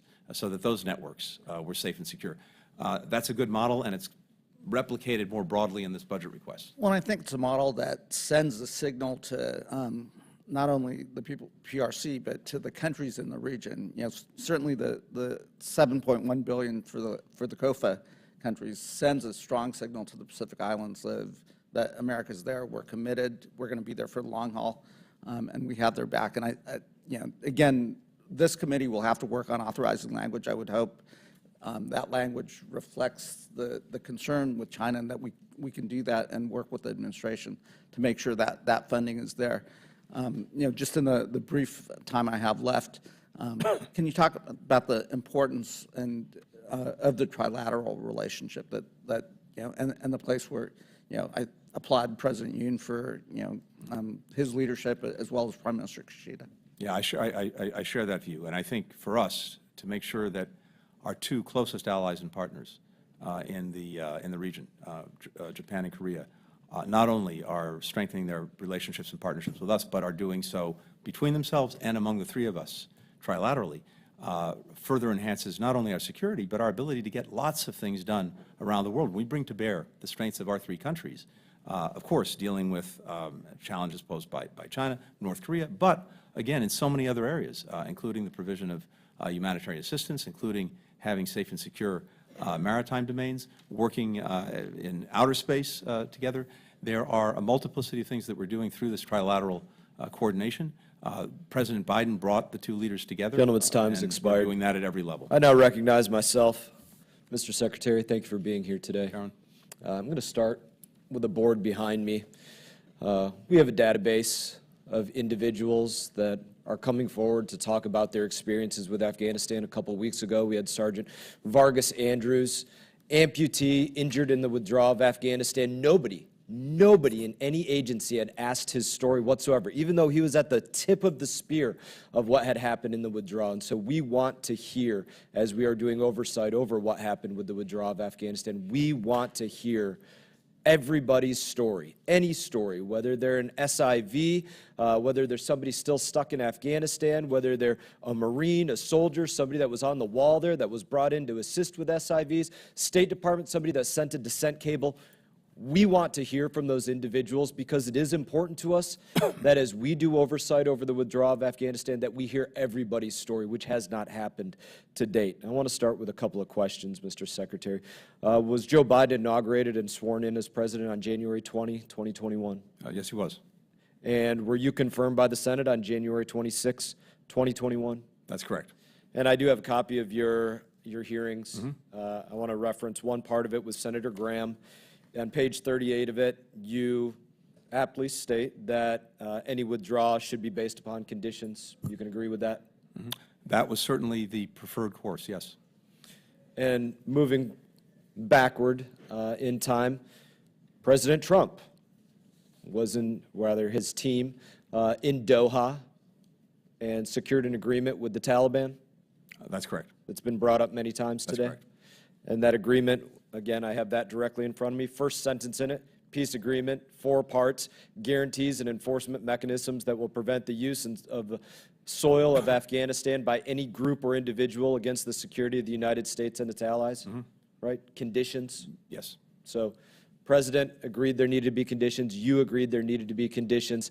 Nearly every member of this committee so far today has asked about Afghanistan, to include yourself bringing it up. And I just want to ask right now, will you give us a commitment that you will come back here to discuss specifically the withdrawal of Afghanistan? Congressman, we'll make sure going forward, especially as the work of this committee and other committees continue on Afghanistan, that the State Department will be present and engaged. Will you come back and answer questions about the withdrawal of Afghanistan? I'm not going to prejudge that. as you know, testified on Not a multiple judge. occasions Do you think that you should answer questions on Afghanistan, and will you? I will certainly answer questions on Afghanistan one way or another, and whatever the appropriate. Will you come format here in is. person and answer questions on Afghanistan? I'm happy to take that up with the chairman and ranking member. I think you answered to yourself. Will you come back here, if invited, to answer questions on Afghanistan? I look forward to making sure that I and other members of the State Department provide the information needed by this committee on Afghanistan going forward for the work that you're doing. I hope you do a better job at that than you have done to date. I want to move to a couple other questions. On April 14, 2021, President Biden announces the full withdrawal of all U.S. troops from Afghanistan. Do you know the date that he announced for that? That he announced we would withdraw? I believe you, did you just reference it? The dates that he announced that we would actually withdraw. Oh, yes, I'm sorry. Yes, by September 1st. He announced by September 11. Early September, yeah. Not early September, by September 11. That's not just any date, correct? I think it underscores the fact that the mission that we He set out to announced we would accomplish. withdraw on September 11, correct? You're correct, and I think it underscores the fact. Let's not be that the mission that bashful about that. No, my recollection again had been early September. I think you're correct. He also September said this. He said, "I concluded it is time to end America's longest war." I concluded. He said it himself. Another quote from him. I called President Bush to inform him of my decision to withdraw from Afghanistan. Was it President Biden's decision to withdraw from Afghanistan? It was. He's the commander-in-chief. Absolutely. I thank you for acknowledging that. I want to move to just one other question here, and this is specific to the withdrawal. On June 24 of that year, it was announced again by President Biden that we would be drawing down to 650 troops, specifically to provide security for diplomats after the main military force completes withdrawal. You understand that? Yes, that's being the correct. case? So here's my question. Of anybody that has ever spent 5 minutes or 5 hours in Afghanistan, what idiot would believe it is smart to remove the military force and leave the diplomats behind? And obviously it ended with them 50 days later having to bring back 3,000 to 8,000 troops. So what idiot decided that?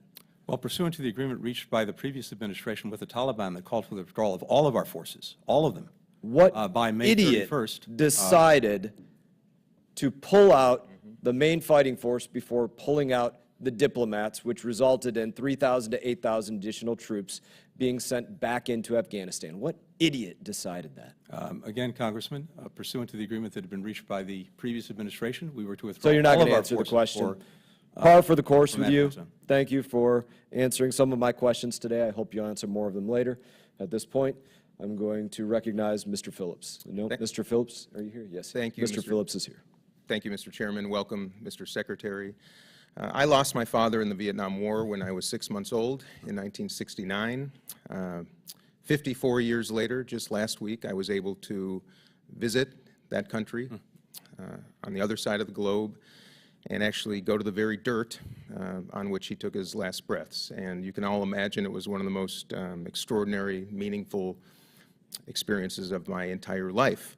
And I returned to Washington last night and attended an event sponsored by TAPS that honors Gold Star families, and to look at small children, American children, in the eyes who've lost loved ones in Iraq and Afghanistan. And I want to honor you, Mr. Mast, who gave so much of yourself in that effort. It's an awfully difficult thing to do.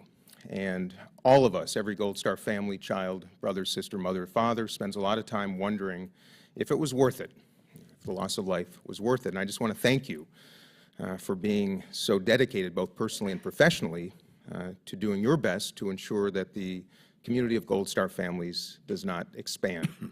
And I would simply ask that my colleagues on this committee, both Democrats and Republicans, as we litigate the past and hopefully learn from our mistakes, because damn it, we sure make a lot of them, that we spend equal time and energy to ensure that one day children who've lost their moms and dads in Iraq and Afghanistan and other parts of the world can also return to a country that is seeing economic growth and prosperity and safety and security, in no small part because of our investments. And to that end, Mr. Secretary, I want to speak with you about flexibility that you need to take advantage of opportunities and windows when they arise. The Middle East and North Africa Opportunity Fund, which is proposed in the new budget, would allow you to respond to opportunities as they might emerge in that region of the world. So I'm just curious how you envision using such a program, how those decisions would be made between state and USAID, and how you would prioritize that funding.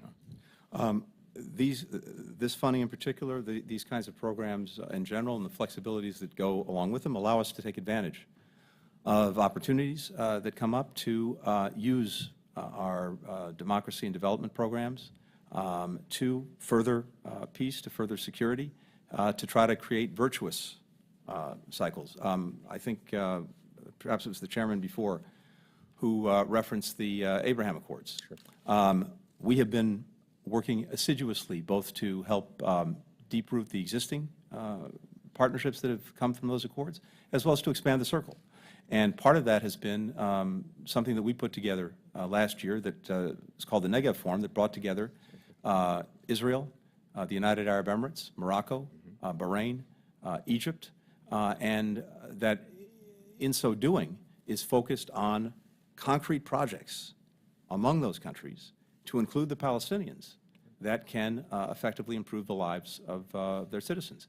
So some of the funding that we have or are asking for would be to go to support those kinds of programs. We put together another program that actually brings, interestingly, Israel, the United Arab Emirates, and India together. It's not the Middle East per se, but it draws it in. But across the board, we are looking at programs and flexibilities that allow us to address the needs, the livelihoods, the security, the opportunity for people, because when you provide that, you take away one of the usual instigators for conflict, for instability, for things that inevitably, one way or another, draw us in and cause us to spend a lot more money in so doing. Okay. Well, I have high hopes for that, and I hope. Thank you. I hope we can achieve it. My second question is relative to special immigrant visas, SIVs, in Afghanistan.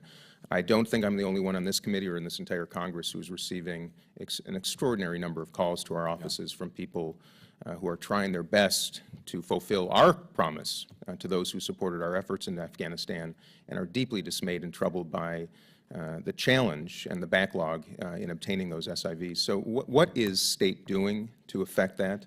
Do you need more resources? Is there anything we can do? Because it is a great challenge for all of us, and I think we are missing an important opportunity to fulfill a promise.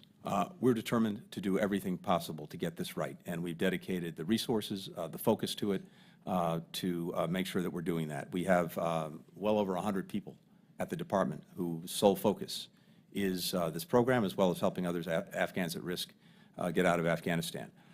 We have, at present, a process that you know very well, that members of this committee know very well, that is pursuant to legislation over many years, with a dozen or so requirements in terms of moving people through the SIV process. Okay. And we've worked with Congress to streamline that, to try to make it work more effectively. We have at present a large number of people in the pipeline. Most of the people in the pipeline are at what we call the pre-chief of mission stage of this, or at the chief of mission stage. That's the point at which it's determined whether, in fact, they have met the requirements of the program.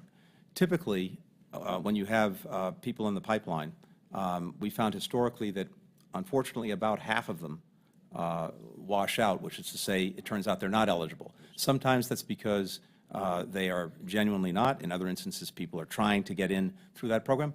One of the big problems. Gentleman's time has expired. Documentation. Thank We can come back Mr. to Phillips for his words. Thank you for prioritizing. The chair now recognizes Mr. Buck for 5 minutes.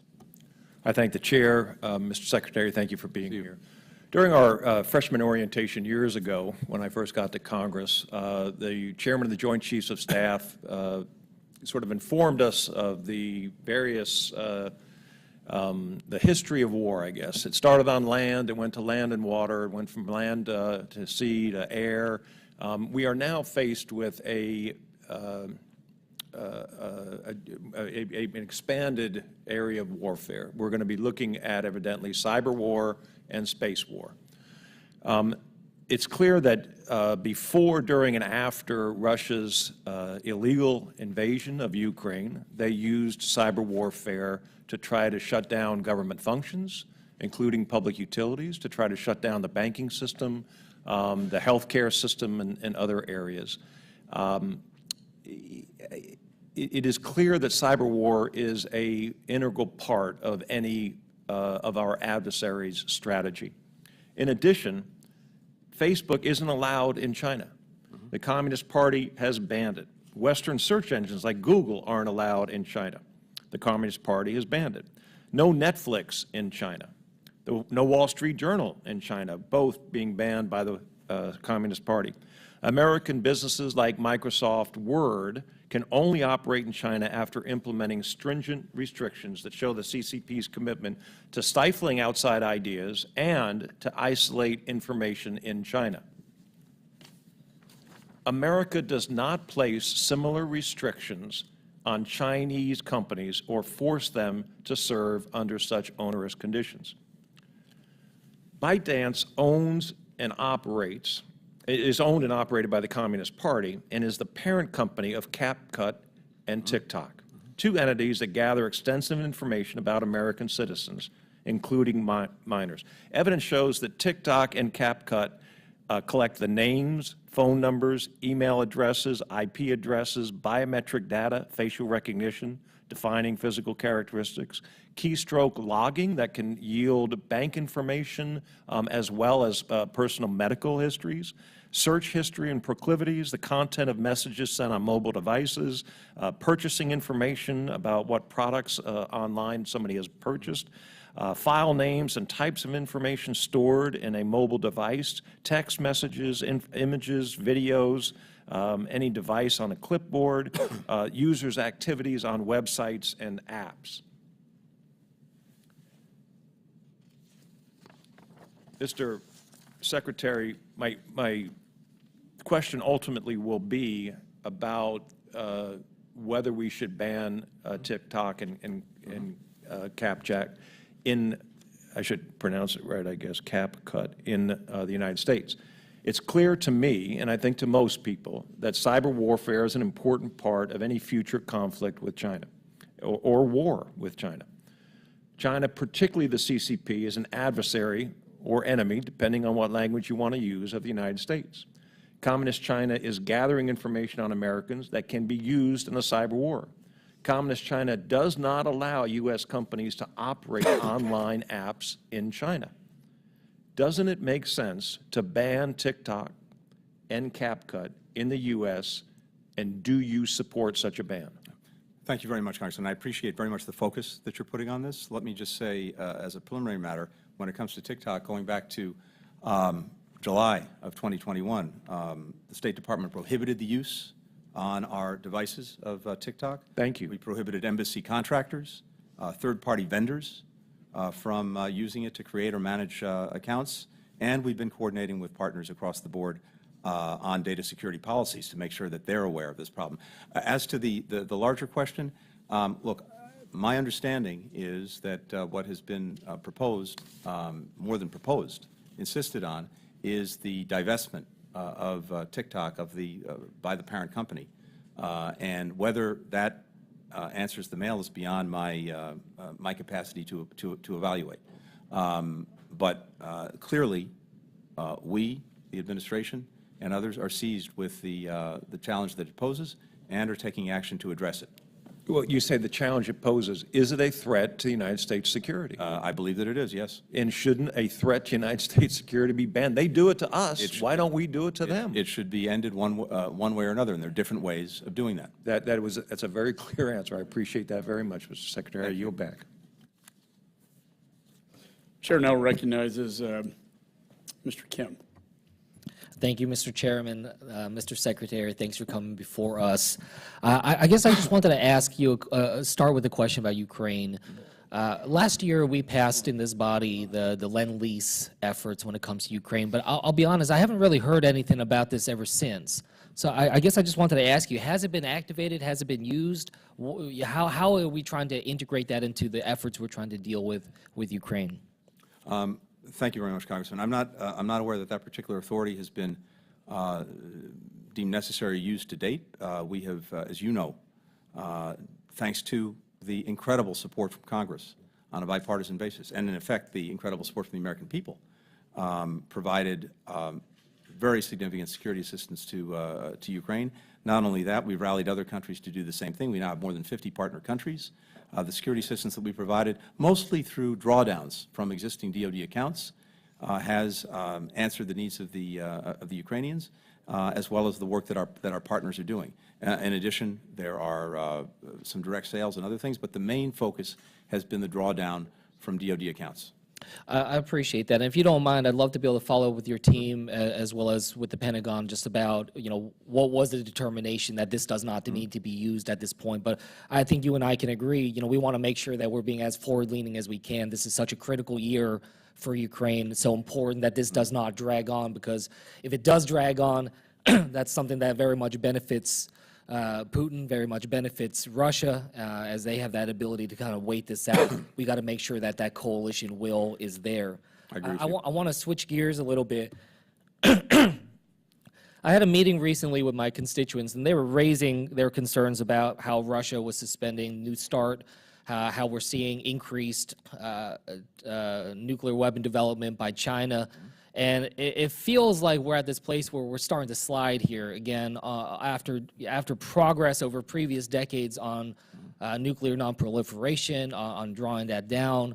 But, you and I were both, dads of young kids, and I just really worry that my kids are going to grow up in an era with just an even greater threat of nuclear weapons than the era that I grew up in. So I wanted to just get a sense from you, how central is this in your prioritization as we're thinking about global competition? I very much share your concern. I think we have seen backsliding when it comes to arms control and nonproliferation because a number of countries have chosen to move in the wrong direction. You mentioned Russia pulling out of New START. I think that was a very regrettable and irresponsible decision. This was an agreement that benefited both of our countries in terms of its predictability, the visibility it gave us, and of course the limitations. Now, the Russians say they're going to continue to abide by the limits, but in the absence of the verification measures, obviously that makes it more challenging to be sure. Across the board, we've seen movements backward. However, at the same time, the United States has been deeply engaged with the nonproliferation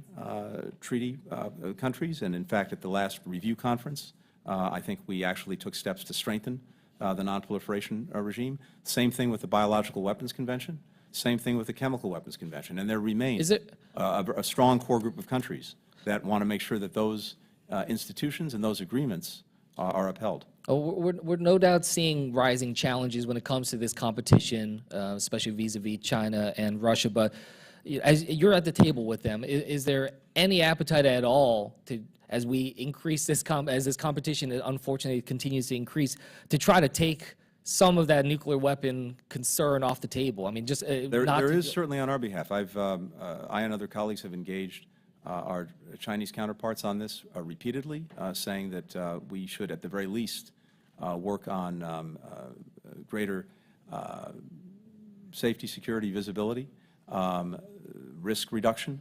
Well, especially when it comes to the Chinese arsenal. I mean, they are rapidly increasing, but their stocks are still significantly lower than where the United States and Russia are. So, it feels like an opportunity here to really try to press on this. And I urge you to do so. And I agree with you. And similarly, of course, with Russians, despite the aggression in Ukraine, despite the other areas where we are in, obviously on polar opposite sides of things, we've said all along that we believe it's imperative to try to sustain and even build on arms control agreements because it's in the interest of the world as well as the interest, of course, of the American people.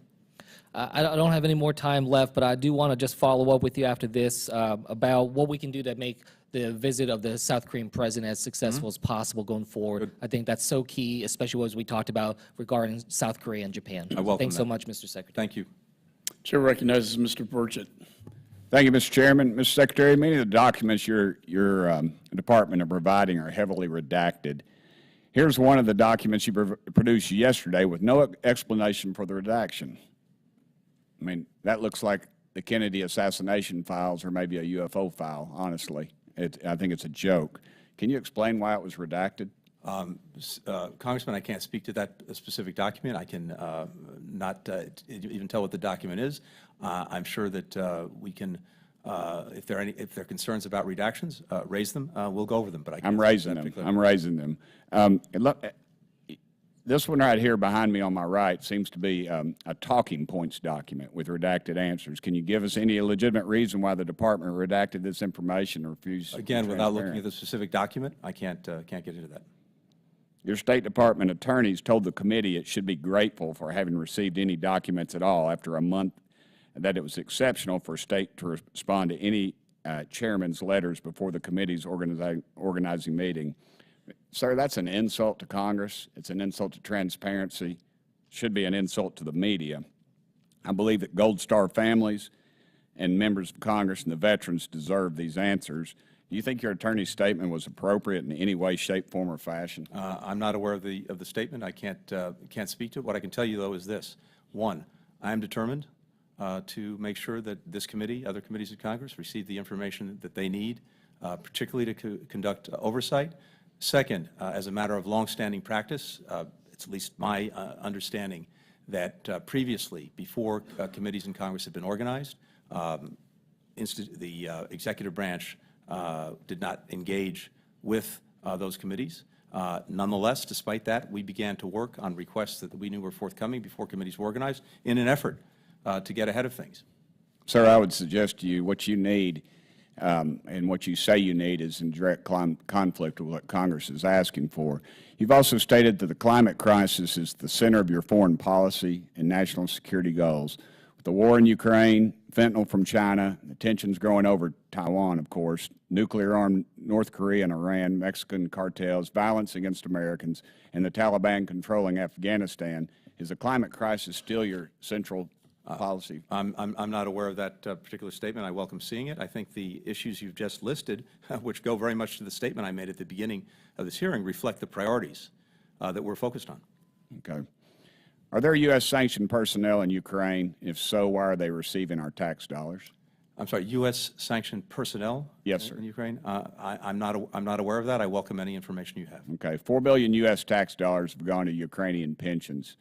How is that any shape, form, or fashion justifiable? The program, Congressman, of assistance to Ukraine has on the ground right now in our embassy about 47 personnel responsible solely for oversight.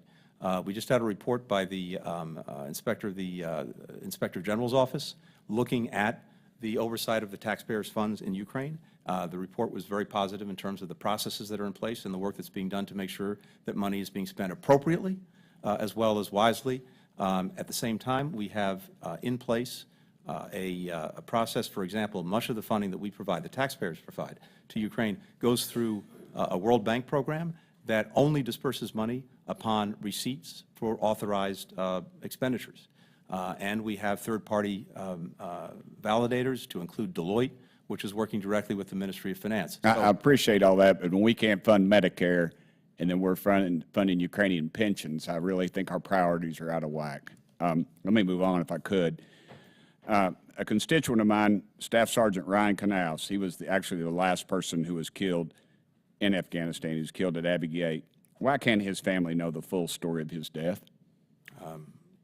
Again, can somebody get with me on that? Because it's very aggravating to me. The family is they're neighbors of mine. I deeply appreciate that, Congressman. I would refer you to, I think, other departments that would be able to. Okay. Let me ask you one quick more question. Are you aware of Chinese spy equipment on U.S. infrastructure, particularly in the Gulf of Mexico? And what's your plan to stop the Chinese spying on domestic infrastructure?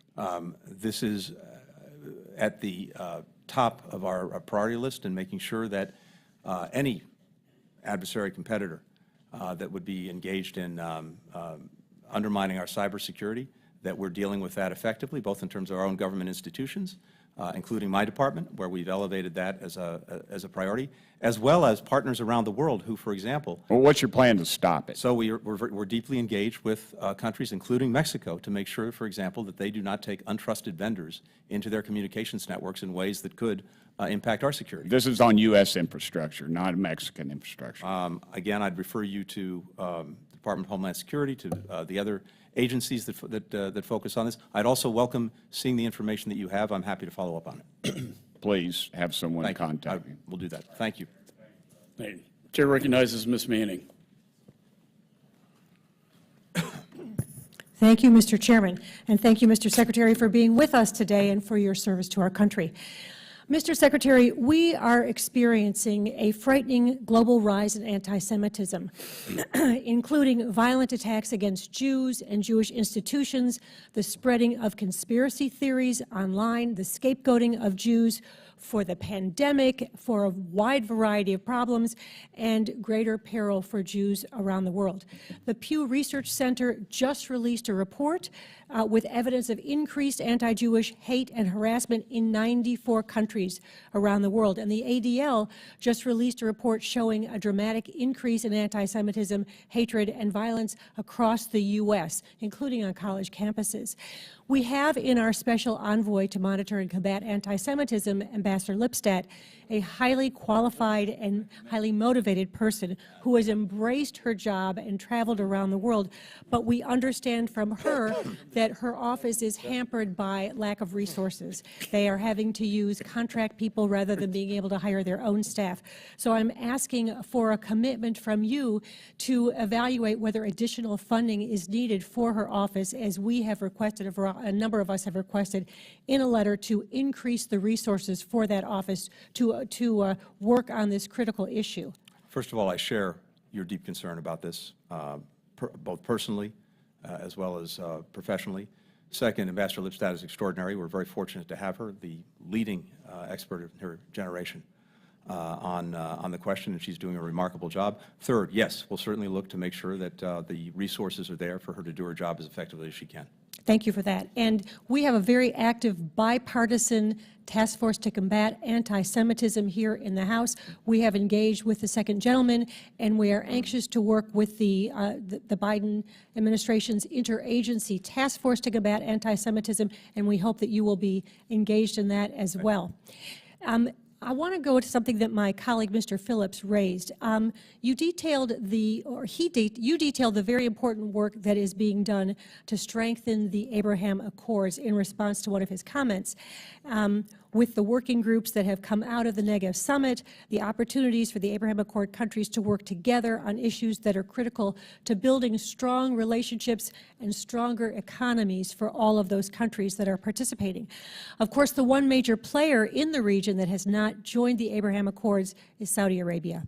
And there were great hopes that bringing Saudi Arabia into the Accords would enhance the effectiveness of those accords, create a security alliance to counter the malign activities of Iran. And as we all know, China recently brokered a rapprochement between Iran and Saudi Arabia. How do you view that new development, and what impact do you think it will have on the future growth of the Abraham Accords? Thank you. First, as you know, Saudi Arabia and Iran have been talking for several years about seeing if they could restore their diplomatic relations. Those relations were cut off, I think, back in 2016 when Saudi Arabia put to death a prominent Shia cleric, and then there was an attack on the Saudi embassy in Iran. No surprise, diplomatic relations were suspended. So they've been talking in Oman, they've been talking in Baghdad. In terms of China's role, they, to the best of our understanding, in effect hosted the final session that led to the agreement. Nothing more, nothing less. Now, what I'll say is this.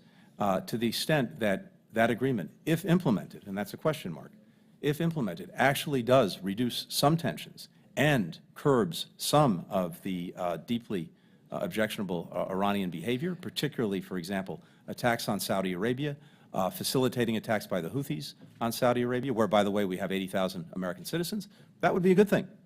And countries around the world, to include China, if they act responsibly in trying to help bring countries together to lessen tensions, reduce conflict, that's a good thing. As I said, I have some questions about whether this will be implemented, but if it is, that will be a modest question. Now, on the Abraham Accords, I don't think it affects them, which is to say that we are very focused both on deepening the accords among the existing participants and broadening it. And of course, Israel makes no secret that it hopes that Saudi Arabia would sign on at some point, and that remains an objective. President Biden's trip to Saudi Arabia, I think, helped further the relationship between Israel and Saudi Arabia, and we'll look to see in the months ahead, hopefully more progress on that. Again, that would be good for Israel. It would be good for Saudi Arabia. Thank you, Mr. Secretary. I do have specific questions about your budget with regard to the use of the Middle East and North Africa Opportunity Fund. We will submit those to your office. Thank you, and I yield back. Thank you. Gentleman yields. Chair recognizes Mr. Barr. Mr. Secretary, thank you for your service. In the readouts from your February 18th meeting with the top Chinese diplomat Wang Wei, it is noted that you raised the spy balloon as a violation of U.S. sovereignty and violation of international law. We thank you for that.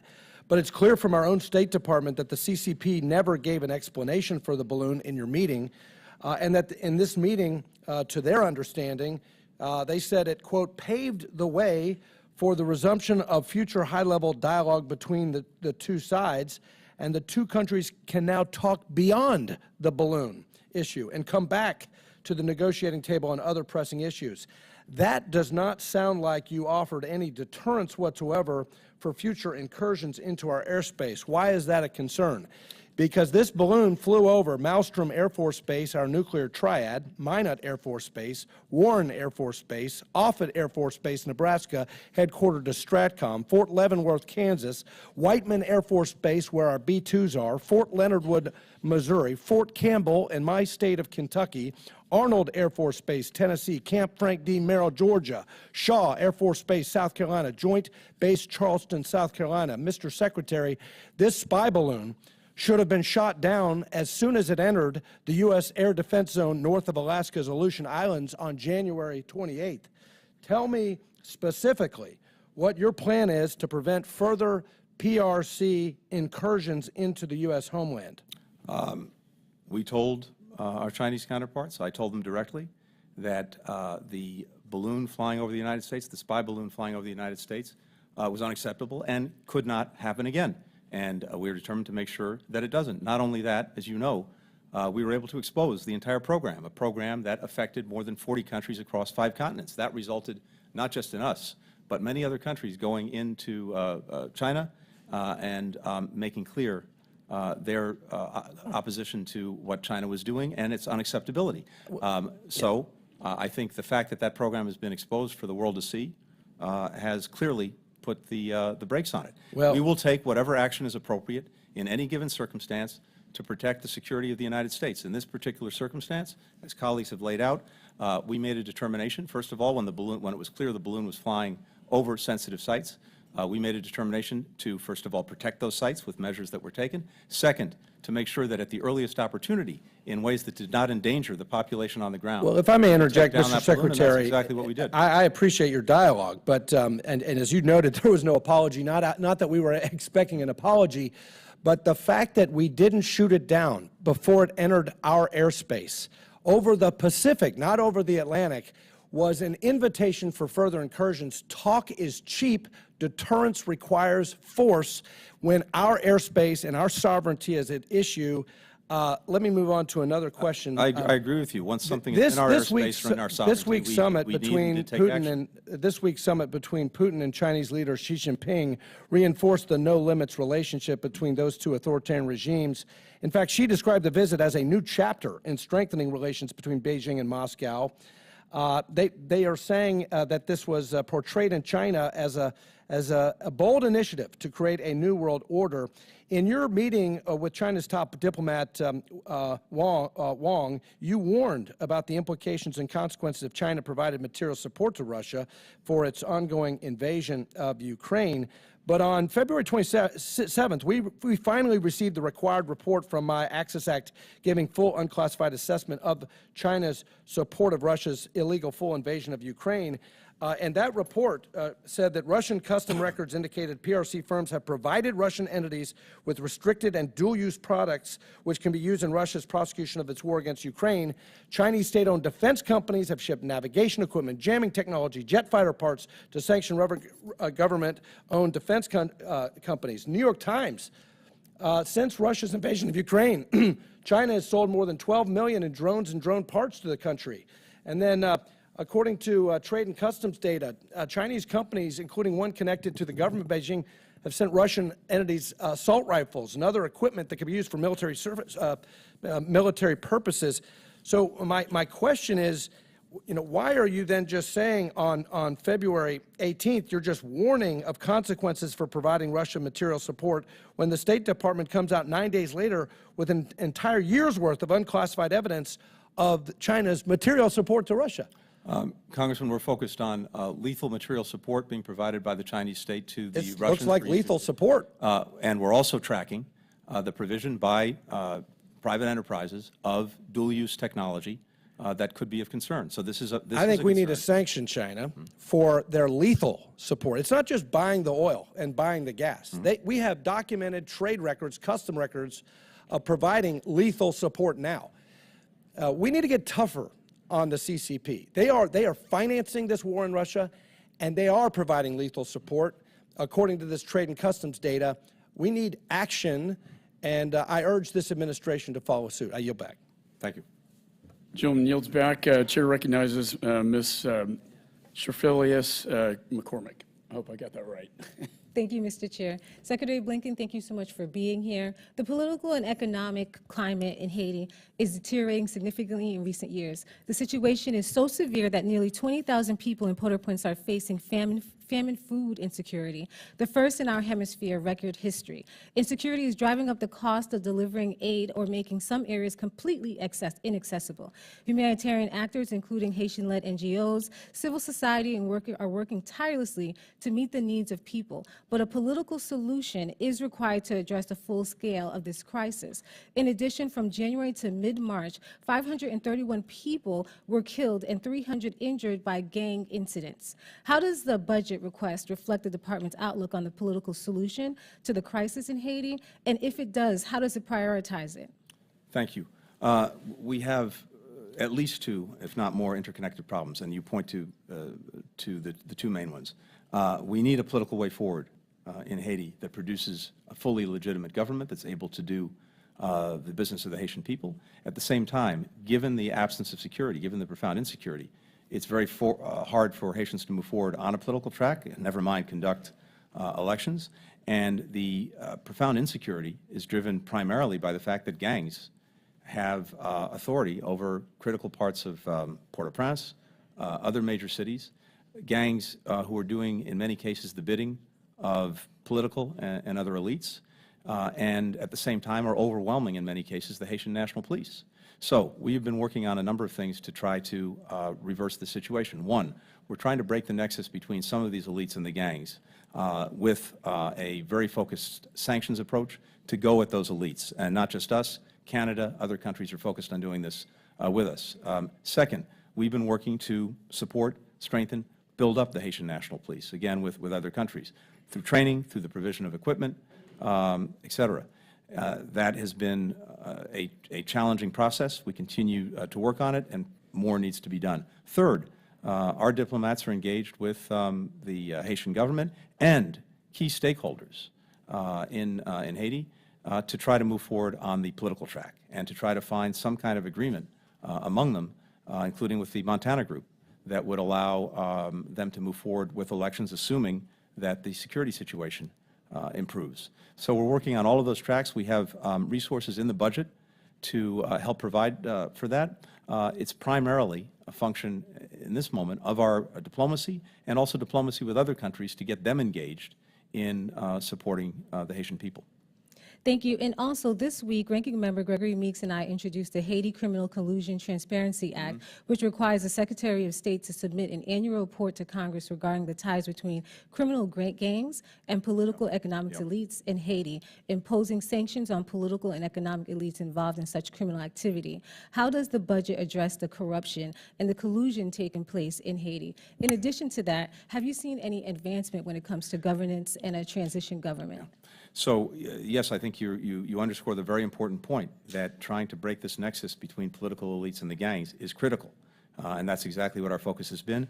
And it's primarily been with directly targeting those elites that are supporting gangs or trying to use them to advance their own purposes, including denying them the ability to come to the United States, going after their assets here. Many of the people in question like to go back and forth. So I think that focus has some real potential. And as I said, our diplomats are deeply engaged, working both with the government, with stakeholders like the Montana Group, to see if we can help support an agreed way forward on getting to elections. Since being elected to Congress, I've led charge on many issues concerning the Republic of Haiti. In December, a few of my colleagues went on a CODEL to the UN, where we were briefed on dire situation in Haiti. It was during these briefings that there are many conversations about a potential intervention. Does this budget have any, allow any money for the potential intervention to the Republic of Haiti? So what we're looking at, and we're talking to a number of other countries to include Canada, is what would be necessary to, again, help strengthen the Haitian National Police and help improve the security environment so that the political process can move forward. There's been discussion of some kind of multinational force at the United Nations, something that we're actively, the discussion that we're actively participating in. The President will be going to Canada tonight, in fact, where we'll pursue conversations with the Canadian government about what we might do together along with other countries, CARICOM countries, countries in the region, to support that, but we're looking at the best ways that we can find, again, to deal with the insecurity problem. First and foremost, that really goes to bolstering the HNP, the Haitian National Police, but we are looking at whether additional measures need to be taken. And if that's the case, and we're not there yet, we will make sure that they're properly resourced. And my final question, which I'll be submitting to your office, is about the gender-based violence that we're seeing skyrocketing in Haiti, and if the budget will be addressing that. Thank you, Mr. Chairman. Happy to look at that. Thank you very much. Gently yields. Chair recognizes Mr. Green. Thank you, Chairman McCall, Mr. Secretary. I want to thank you for appearing here. I was encouraged to hear in your testimony that you want to restore Congress's pivotal role in foreign policy process. That's a goal that you and I share. But if that's a genuine goal or desire of yours, two things have to happen. Firstly, it'd be great if you could appear before us more than once a year.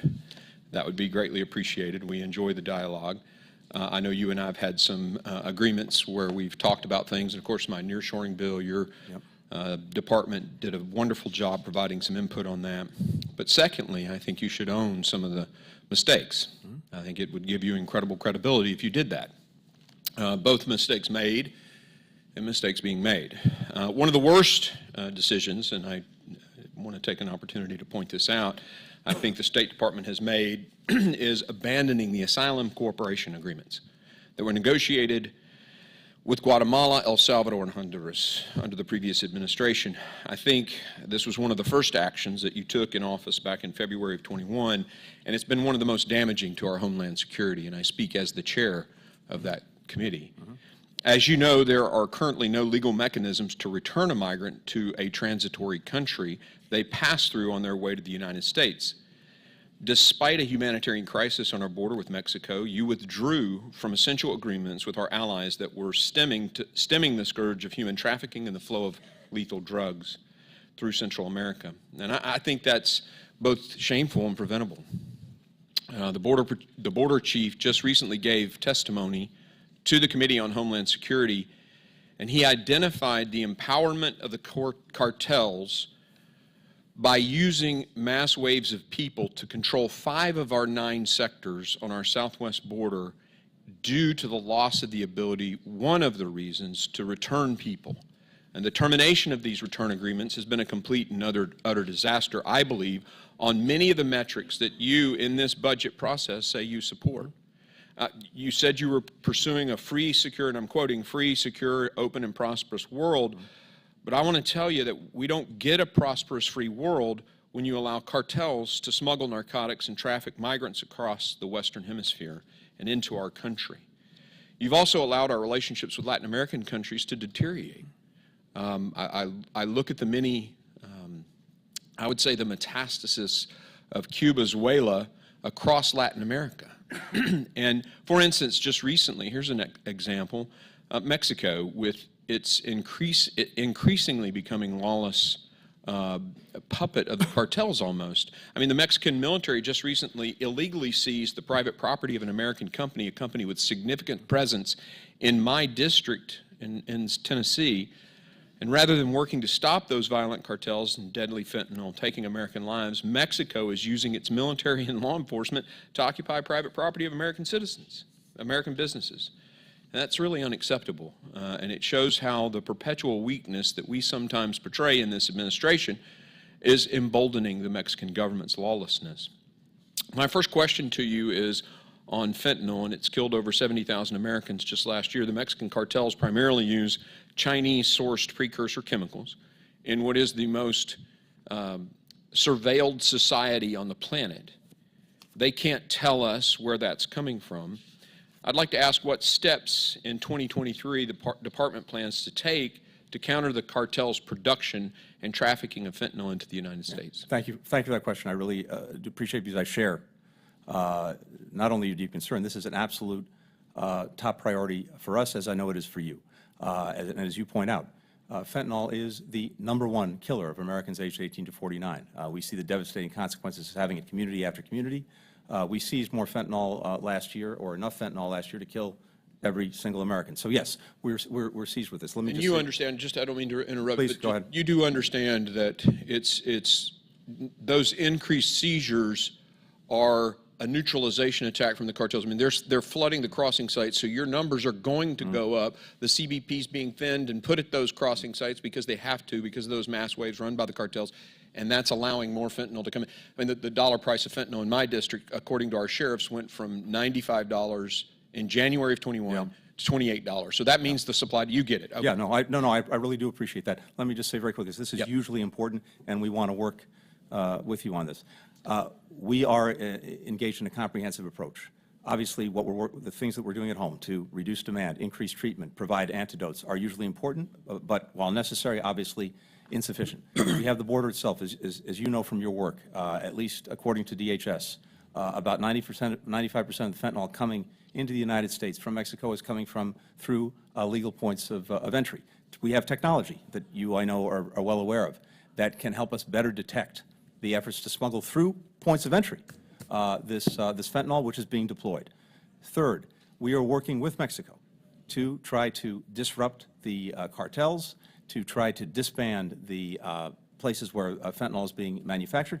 Mexico is usually security challenged. That is no secret. They have put increased resources into this. Their seizures of fentanyl are up. The forces they have deployed to deal with it are up. We put together last year a joint program to bring our resources together to deal with this in Mexico, to include also bringing in other agencies that are critical. Let me just very quickly do two things. Third, because or fourth, excuse me.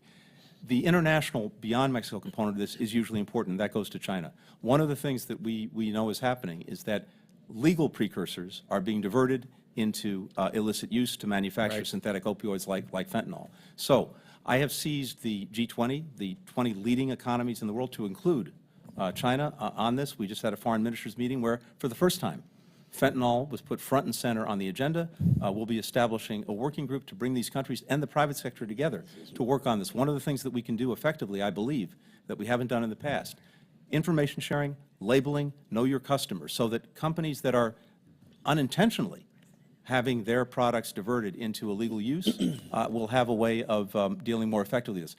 Now, one way or another, we need to bring China into this. Yes, my hope would please. be cooperatively, but in the absence of that, we have to look at other steps that we can take. On a separate note, and I'll be very quick, Mr. Chairman, I'd like to connect with your office about some cyber stuff that sits in both as I straddle being on this great committee with this great chairman and serve in Homeland Security. I have some ideas I'd like to run by you. I'd welcome that. Thank you. Gentleman yields back. Chair recognizes Ms. Dean. Ms. Dean.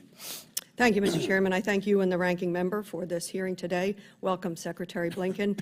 Mrs. Herrera, I did want to also offer my heartfelt sympathy and the heartbreak of our nation on the loss of Marine Sergeant Nicole Gee. What a beautiful and powerful woman. We share your pride. I really thank the chairman for allowing you to express more information about what the State Department is doing, about my colleague's concern about fentanyl and the illicit use of the precursors, as well as the transportation. As you point out, 95% of the fentanyl pouring into this country is coming through legal ports of entry. Sadly, many times in the hands or behind the wheel is an American. So I did want to let you know that we have recently begun a bipartisan fentanyl prevention caucus. Love to work with you and the State Department on it. Representative Issa of this committee, Representative Calvert, Joe Neguse, and I are co-chairing that important Really welcome committee. that. Thank you. I'd look forward to doing that. In the little time that I have, I wanted to quote what I read last night in your testimony and what you said again today. We meet at an inflection point. There is an intense competition underway to determine what comes next. The United States has a positive vision for the future, a world that is free, secure, open, and prosperous. And I thank you and the administration for that vision, for that mission. I wanted to say you also read, and remember this is about your budget request, and I want to root my questions in your budget request to be as effective as we can be. You say the budget will help us push back on advancing authoritarianism and democratic backsliding. Two areas of the world of conflict that I want to talk about, they're quite different, are Ukraine and Israel.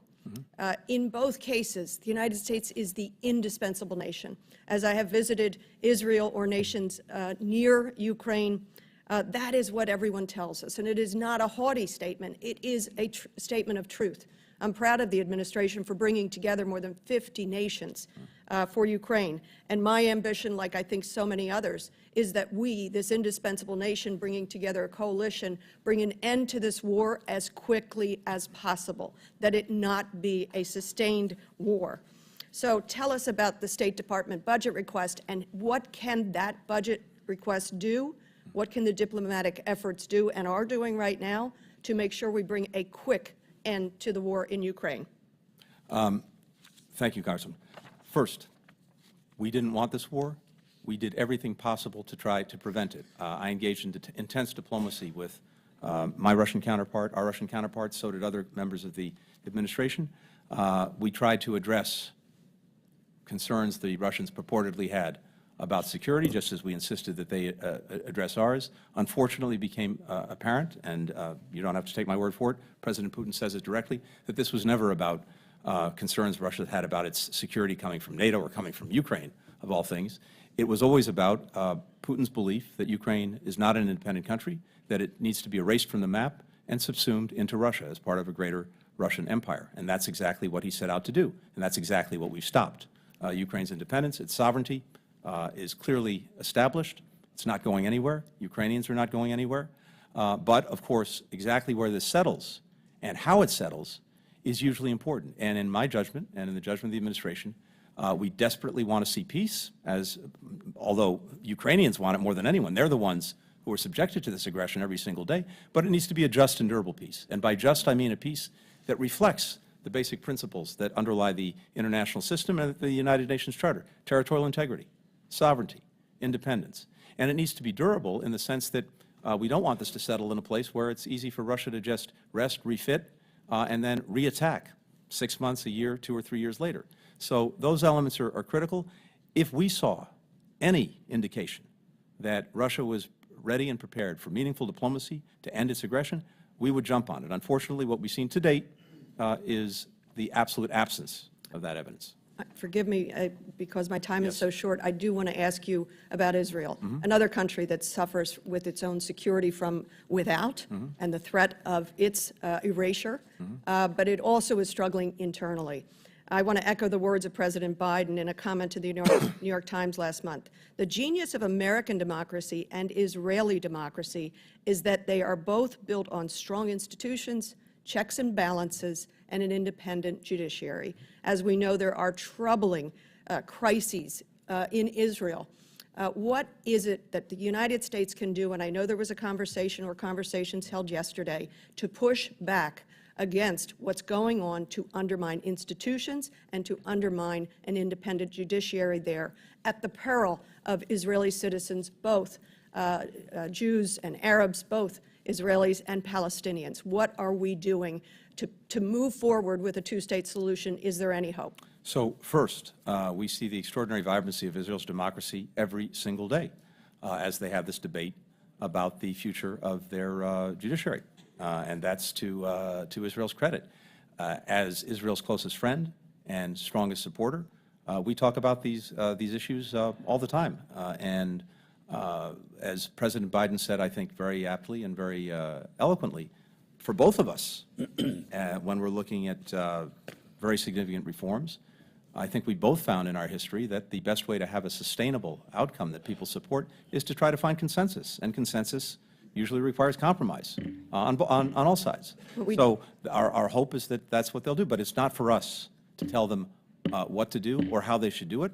They have a strong democratic system. Gentlelady's time has expired, and I if I could apologize. follow up. Mr. Secretary, we want to keep you on time. Thank you, Mr. 1:30. Thank you. So Chair recognizes Ms. Kim. Thank you, Chairman. Thank you, Secretary Blinken, for being here with us, and it's good to see you.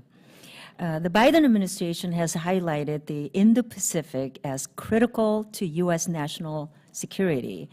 And in the Biden National Security Strategy, the Indo-Pacific's importance is highlighted, stating, quote, "No region will be of more significance to the world and to everyday Americans than the Indo-Pacific," end quote.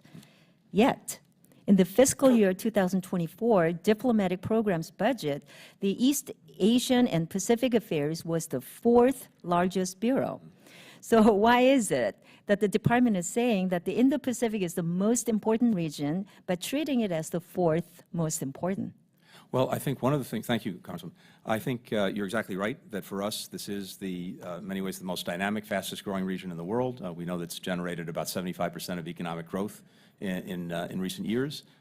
Trading partners, investment partners, and obviously strategically, usually important. And we are a Pacific nation ourselves. Sure. But precisely because of that, we have infused the work that we are doing in the Indo-Pacific across all of our bureaus. And so as a result of that, we have in bureaus like the European Affairs Bureau now expertise on the Indo-Pacific so that they can work, for example, with colleagues in Europe to make sure that we are coordinated and that we're approaching these issues in the same way together. So I want to know what resources you intend to use and devote to supporting human rights, like in Xinjiang, and stopping the genocide of Uyghurs and other ethnic minorities by the CCP. So that's an important area for me. Yes, I agree with you, and I think this is, again, a central focus of our diplomacy. We have put a spotlight on the genocide being committed against Uyghurs and other minorities in Xinjiang, the abuses that are being committed. We, of course, have declared it such. We have rallied other countries to sanction China for the actions that it's taking there, which has resulted in reactions from Beijing against those countries, including the use of economic coercion, which we're also combating. We have our own human rights report that I personally put out every single year, including last week, that, among other things, continues to highlight this and expose it. Thank you for continuing to highlight that. Thank you so much. And I want to talk about the very important issue, too, in Taiwan area. You know, last year, I spearheaded and got signed into law the Arms Exports Delivery Solutions Act that calls upon the State Department to find ways to expedite arms sales to Taiwan. And in your budget, you propose a budget increase for the Bureau of Political Military Affairs that oversees arms sales and foreign military sales. So what is the State Department's plan to use that proposed increase in budget to speed up the arms sales to Taiwan? I mean, we are thankful that the Biden administration has stated that we will allow Taiwan to purchase more, but I think that just underscores the need to deliver what they already purchased and pay for. Yeah, I very much appreciate that, and I also appreciate what you did. One of the things that we've worked on and that I've directed the Assistant Secretary of State for Political and Military Affairs to do is to look at what we can do and as our part of the process to streamline the work that we're doing on arms sales for a couple of reasons. One, as you've noted, because it's so critically important in the case of Taiwan to make sure that it has the means to deter and defend against any possible aggression. But beyond that, we also have countries now in different parts of the world that are rethinking longstanding relationships with other countries, particularly Russia, and are looking to see what direction they might move in. Part of that goes to making sure that they have the equipment that they need to defend themselves, and that often goes to us. So we're looking at this across the board. I will say that, first, if you look at what's going on, the longest pole in the tent when it comes to this is production. Now, there are process issues that are real and that we're working to streamline, but principally, the longest pole in the tent by far is the actual production for a whole variety of reasons. There's a big focus on that. In our case, I appreciate that, but I do have one important issue that I want to bring up, but I do want to also thank you, but please find out what the delay is, and then let's deliver what they already pay for. That's what I'm talking about. But Evan Hernandez is an LA-based attorney who was wrongfully detained in Venezuela in March 2022. Last year, I signed a letter led by Representative Baz and Barragan calling on the President Biden to take the necessary steps to bring Evan home. So can you provide me with an update on this wrongful detention and steps your administration is taking to secure his release? Yeah, I share your determination to bring him home, to bring any wrongfully detained American home. I actually spoke with the family myself. I think it was in late January. We have a team that I think you know well that engages with the family on a very regular basis, led by Roger Carstens. He and the head of our Venezuela Affairs Unit have been to Venezuela on multiple occasions to try to secure the release of those who are being wrongfully detained. As you know, we were able to bring home a number of Americans who had been wrongfully detained by Venezuela. We will continue that effort until we bring Evan and any others home. Thank and you. I thank you for keeping the spotlight on that. Chair recognizes Ms. Jacobs. Well, thank you, Mr. Chair, and thank you, Mr. Secretary, for joining us. It's great to see you. We've heard a lot of talk here today about Afghanistan. A key thing that came out of our last hearing on Afghanistan was the need for the State Department to actually be resourced to have the capacity that we needed to have to the missions we're asking it to do. And I think a big part of that is us in Congress having culpability for looking at how we've historically underfunded and underinvested in the State Department and our development efforts. And as we move forward to look at strategic competition, I think we need to make sure that we don't make the same mistake. So, Mr. Secretary, if you look at our investments in the State Department over, say, the past 10 years, how would you characterize them versus the need? Well, it won't surprise you that while we've made real progress, especially the last 2 years, which I'm grateful to Congress for on a bipartisan basis, we can always do more, and we should always try to do more. Having said that, of course, we have to be responsible stewards of the taxpayers' money. The budget that we put forward, I think, is an accurate reflection of what we believe we need to not only sustain but strengthen all of these programs, and we look forward to working with Congress, hopefully, to achieving it. Well, I appreciate that, and I'm very supportive of the 14% increase that you all have asked for. If you look at the investments we've made over the past 10 years, how does that compare with that of China? Have they been increasing their investments in development and diplomacy? Dramatically. And we've seen a dramatic investment by China in terms of both the resources that they put into this, as well as their presence. One of the reasons that we are determined, for example, to build back or build up our presence in the Pacific Islands is precisely because they're there and we're not. We've opened up in the Solomon Islands, Vanuatu, we're looking at Kiribati, Tonga. We need to be there. But across the board, we see this. But I also want to make something clear because it's important.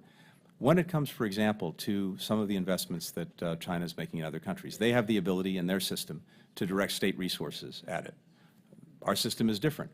What we can do, and I think can do effectively, is to serve as a catalyst primarily for the private sector to be more engaged in critical areas. And that's what we're working on. We have tools like the Development Finance Corporation that are, I think, critical to doing that. One of the things that we'd like to see is lifting some of the existing restrictions on the DFC so that it can better deploy its equity investments, which will leverage 10 times, 100 times that from the private sector. That's our comparative advantage, and we need to be able to seize it. Well, we are supportive of that as well. I was just hoping you could quickly talk to the committee about how the disparity in the way we've invested in diplomacy and the way China has invested in diplomacy is impacting our ability to strategically compete around the world.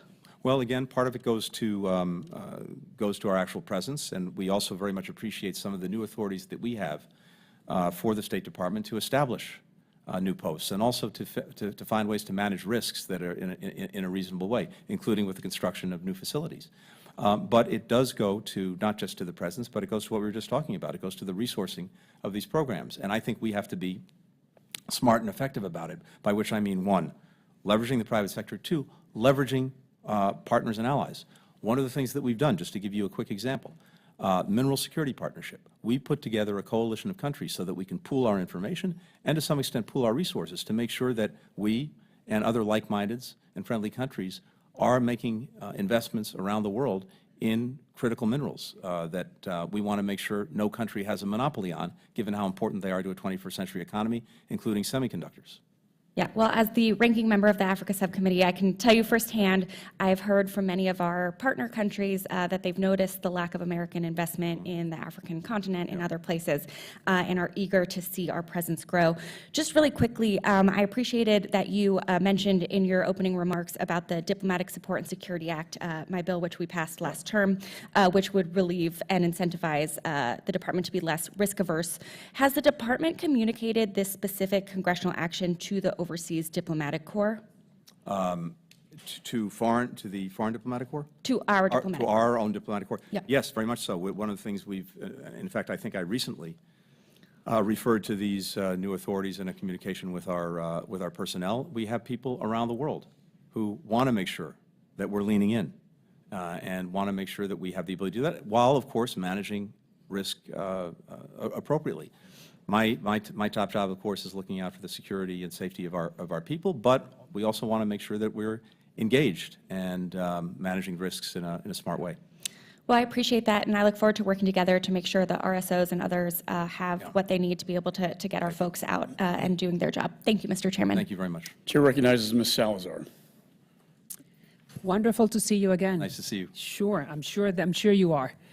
So, 4 countries in Latin America, and would love for you to short answers because you know we have 5 minutes. Dominican Republic. Do you think that the actual government for the Dominican Republic is racist? Yes or no? The actual government of the Dominican Republic? No, we have concerns about the treatment of Haitian population, but the government, no. But then, Mr. Secretary, you have told the African Americans in this country not to travel to the island, and that happened last November. We had a security concern, and my number one responsibility, besides looking out for my own people, is looking out for Americans. We worked with the government of the Dominican Republic repeatedly, well in advance of putting that notice out, to try to address the concerns that had been raised. But we got to a point where we felt it was important to make sure that people could look out for their safety and For you to put a security. travel ban and affect their economy, tourism specifically, you need to have some proof. And Chairman McCall and myself, we've asked the State Department to provide that proof, and you have not provided any. So, having said that, you have the power to retract that ban. Are you planning to do that anytime soon? We will do it based on When? the facts. I can't know. Well, but that's what I'm saying. The fact, we have been asking for you to prove to us, Chairman McCall and myself, to provide the evidence that proves that the Dominican Republic government is affecting African Americans, and you guys have not provided anything. We'll look to see what information we have that we You don't have any share. because I've been asking you, and you have not provided. Meaning Again, your these department. determinations are made, and we worked with the government of the Dominican Republic to try to By address when them. do you think that you will make a decision whether to keep the ban or to retract? It depends entirely on the facts, whether There are no steps- facts. Well, there are facts. Okay, why because don't we the do decision something? was made. Why don't you then provide to Chairman McCall and myself the facts that prove to you, to the State Department, that the Dominican Republic is really affecting African Americans? By the way, it's also not a travel ban. It's an alert. Yeah, An alert listen, means it's people the should- same effect, my friend. Well, it's affecting a lot of. It's affecting that. There were multiple government. cases of concern, which I'll make sure we share with you. Please do. Could you please share that with us? Could you commit that We you're will gonna share the the cases proof? of concern that Thank you. raised this. Let's go to Cuba. There are rumors that the United States is preparing to remove Cuba from the list of terrorist states. That would mean that the Cuban regime would then have a series of more ability to borrow money, to gain oxygen for the repressive apparatus. Is the State Department planning to remove Cuba from the list of terrorist states? Yes or no? We are not planning to remove them from the list. Good. Let me just be very clear. Yes. For the sake of clarity. As you know, there is no automatic or required review. There are a number of members who've been interested in this question. The law provides very clear criteria to rescind designations. There is an extremely high bar to do that. So do you think that up to this hour, Cuba has met or not met that high bar? As we speak, it clearly is not. Good. So that means that you commit right now in public under oath that the State Department is not planning to remove Cuba from the list of terrorist states. What I commit to is if there is to be such a review, it will be based on the law and based on the criteria in the law established by Congress. And as I said, it's a very high bar. Good. So then I interpret that you are not thinking about doing that in the near future. Thank you. Now let's go to Argentina. You know that there is a Chinese military satellite station in Argentina. Chinese military satellite station. That sounds really scary. You know, because I'm sure that the Chinese are not looking at the stars. All right. So last month, your assistant secretary told me that he had never heard of it. And we're talking about the size of 500 football fields in Patagonia. So in 2019, I mean, that's a few years ago, the Pentagon said that that base was a threat. No kidding. It's a Chinese military satellite station in our hemisphere.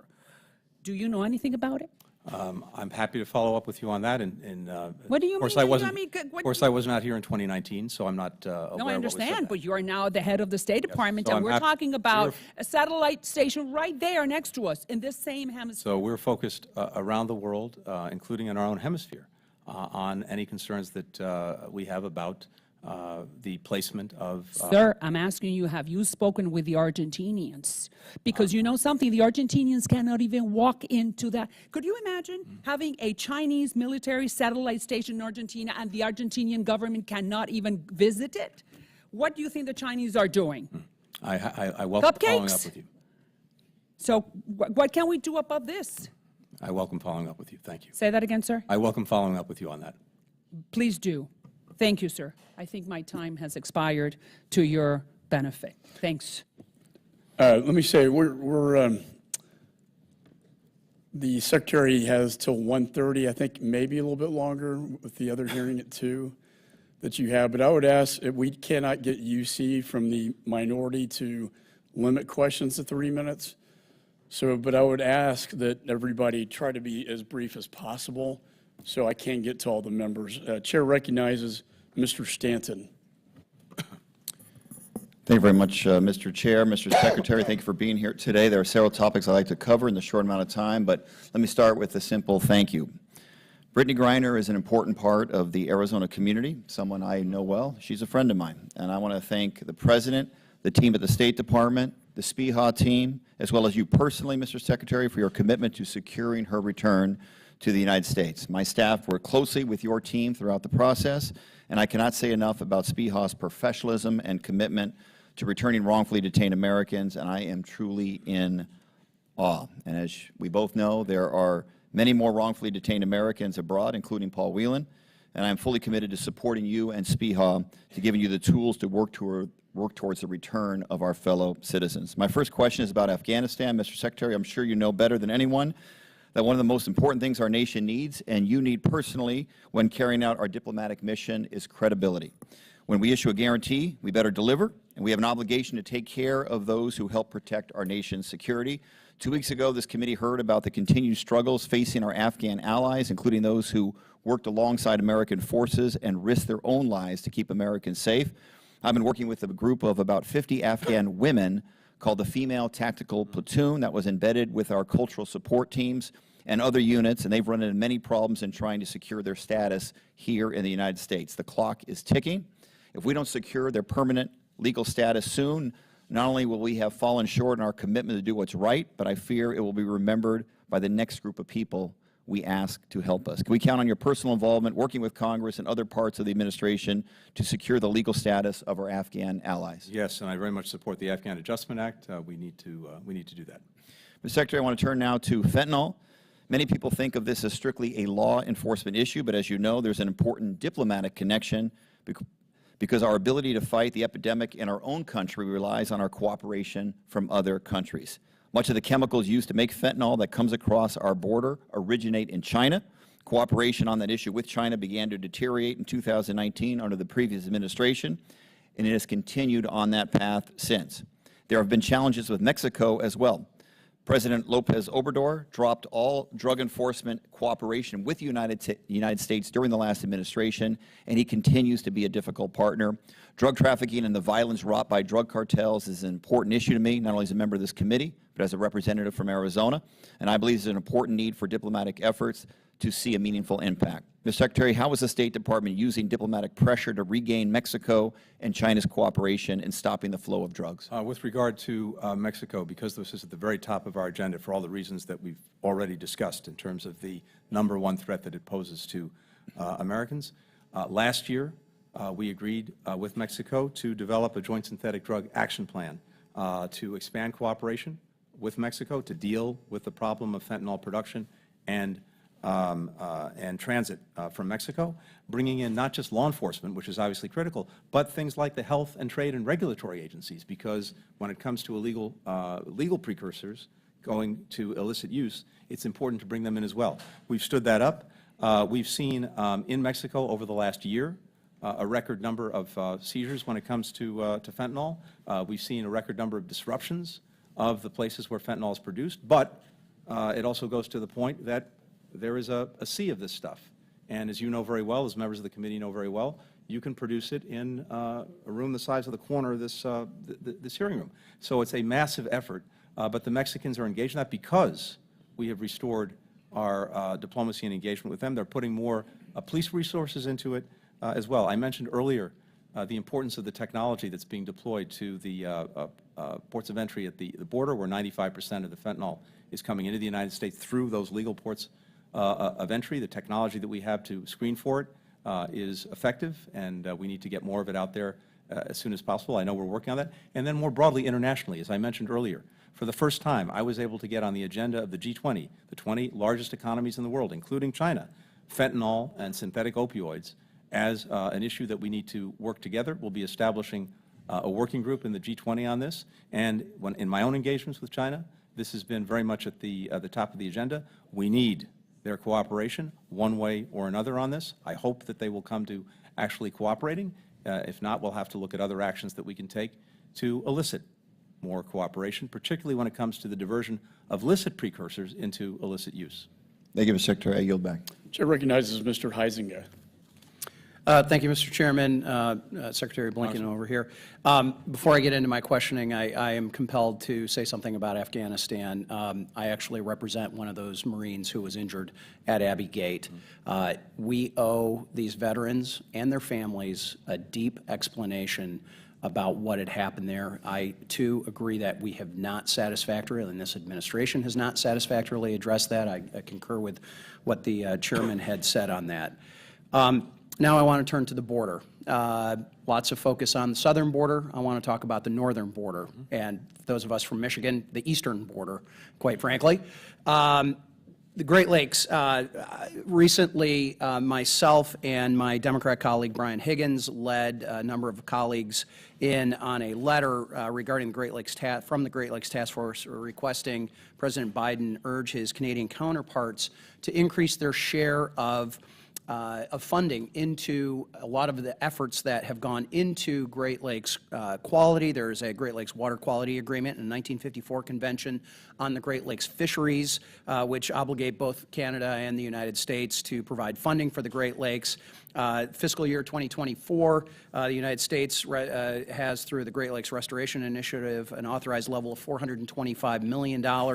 By comparison, the government of Canada committed just $32.97 million, for just under $33 million between 2017 and 2022. Combined. So that's 5 years. They've done $33 billion. The letter is requesting that the president pursue this with his counterpart, Justin Trudeau. And I want to know if you have an expectation that the president will fulfill that request. And also, I need to know about you and your commitment to doing that. Yes and yes. And I can tell you that we've been discussing this with the Canadians. And your timing, Congressman, couldn't be better because, as you probably know, we're actually leaving this evening. Yes. For Canada. Yep. And I can assure you that will be on the agenda. Yep, I'm very aware. I actually I might be new to the committee, but I'm not new to the issues. I've been chair of the U.S.-Canada Interparliamentary Group for a number of terms now. I also want to, sticking to our friends of the North, but expand that a little bit, I want to talk about the Arctic and the Arctic Council. The Arctic Council came into being in 1996. It's the 8 countries that touch the Arctic Circle and above, U.S., Canada, Russia, Norway, Denmark through Greenland, Finland, Sweden, and Iceland. There is something in the Ottawa Declaration that states explicitly, quote, the Arctic Council should not deal with matters related to military security, close quote. Yet, Russia's increased military presence and operations in the Arctic and responding actions by the militaries of other Arctic states are one source of competition and tension that has come to the Arctic. According to the BBC, Russia under Putin envisions a toll road of sorts to transit across the northern sea route that would transit goods and energy from Asia ports to ports in Europe. As part of that, he has militarized and nuclearized the Arctic to ensure his ships requiring access would have to rely on Russia's ice-breaking escort, and we've seen more aggressive military behavior by Russia in that area. Additionally, also according to the BBC, in February of 2023, Canada's military has said it discovered evidence of Chinese surveillance efforts in the Arctic. These were buoys that they believed China had dropped in there. Is it time to, one, re-examine what that partner agencies and those partners in the Arctic, those allies, how we interact with them? And then, as you know, after the Russian invasion, that the work was sort of paused. I'm wanting to know what the State Department and this administration plans to do to address those issues. Yeah, I really appreciate that. I actually took part in an Arctic Council meeting my first year on this job.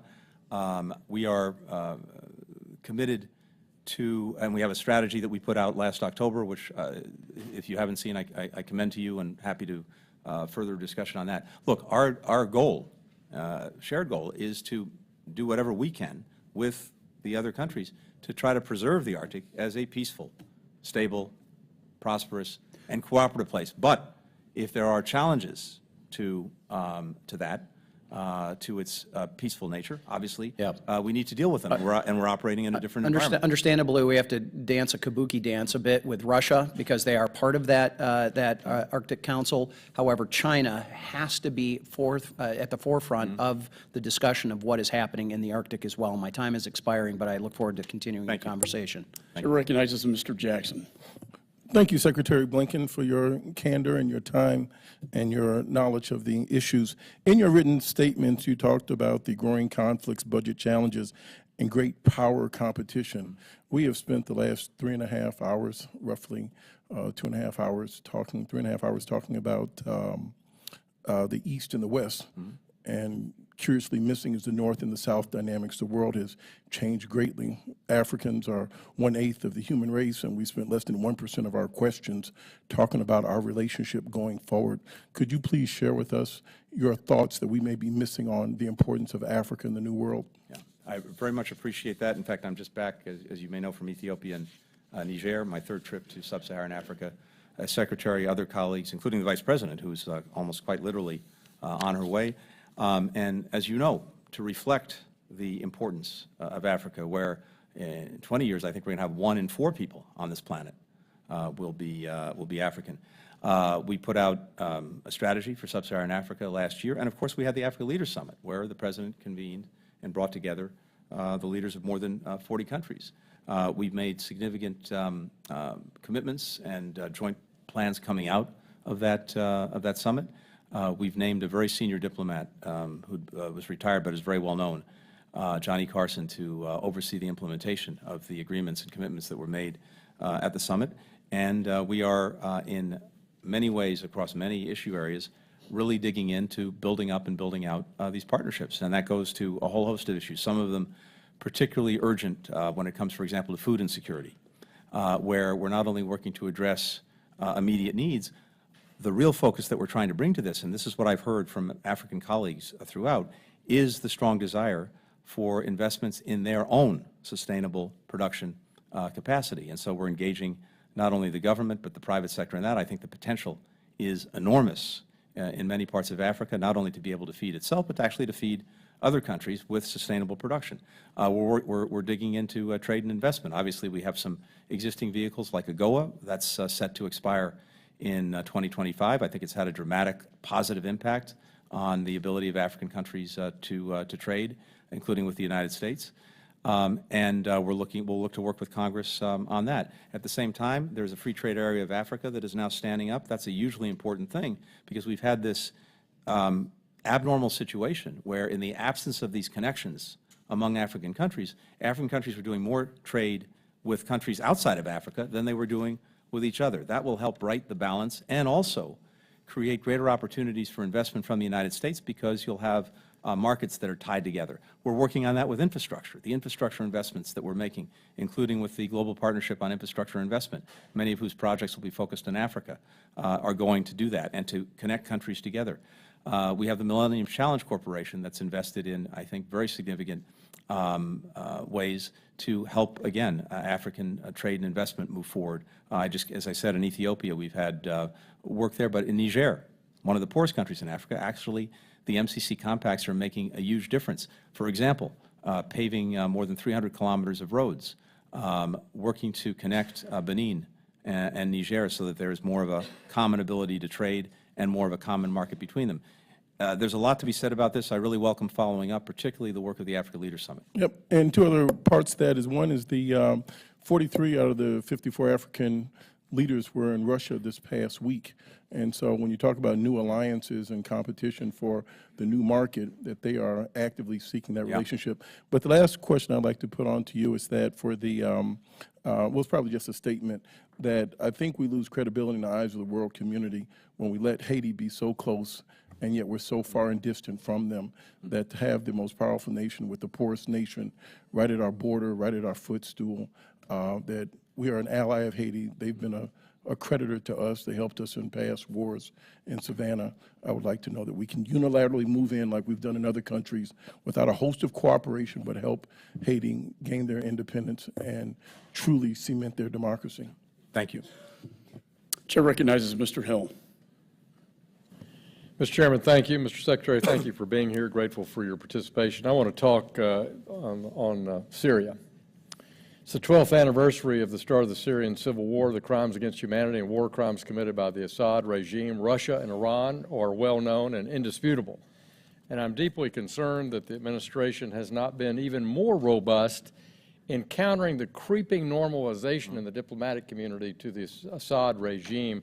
Mr. Secretary, does the Biden administration support normalizing relations with Assad? We do not.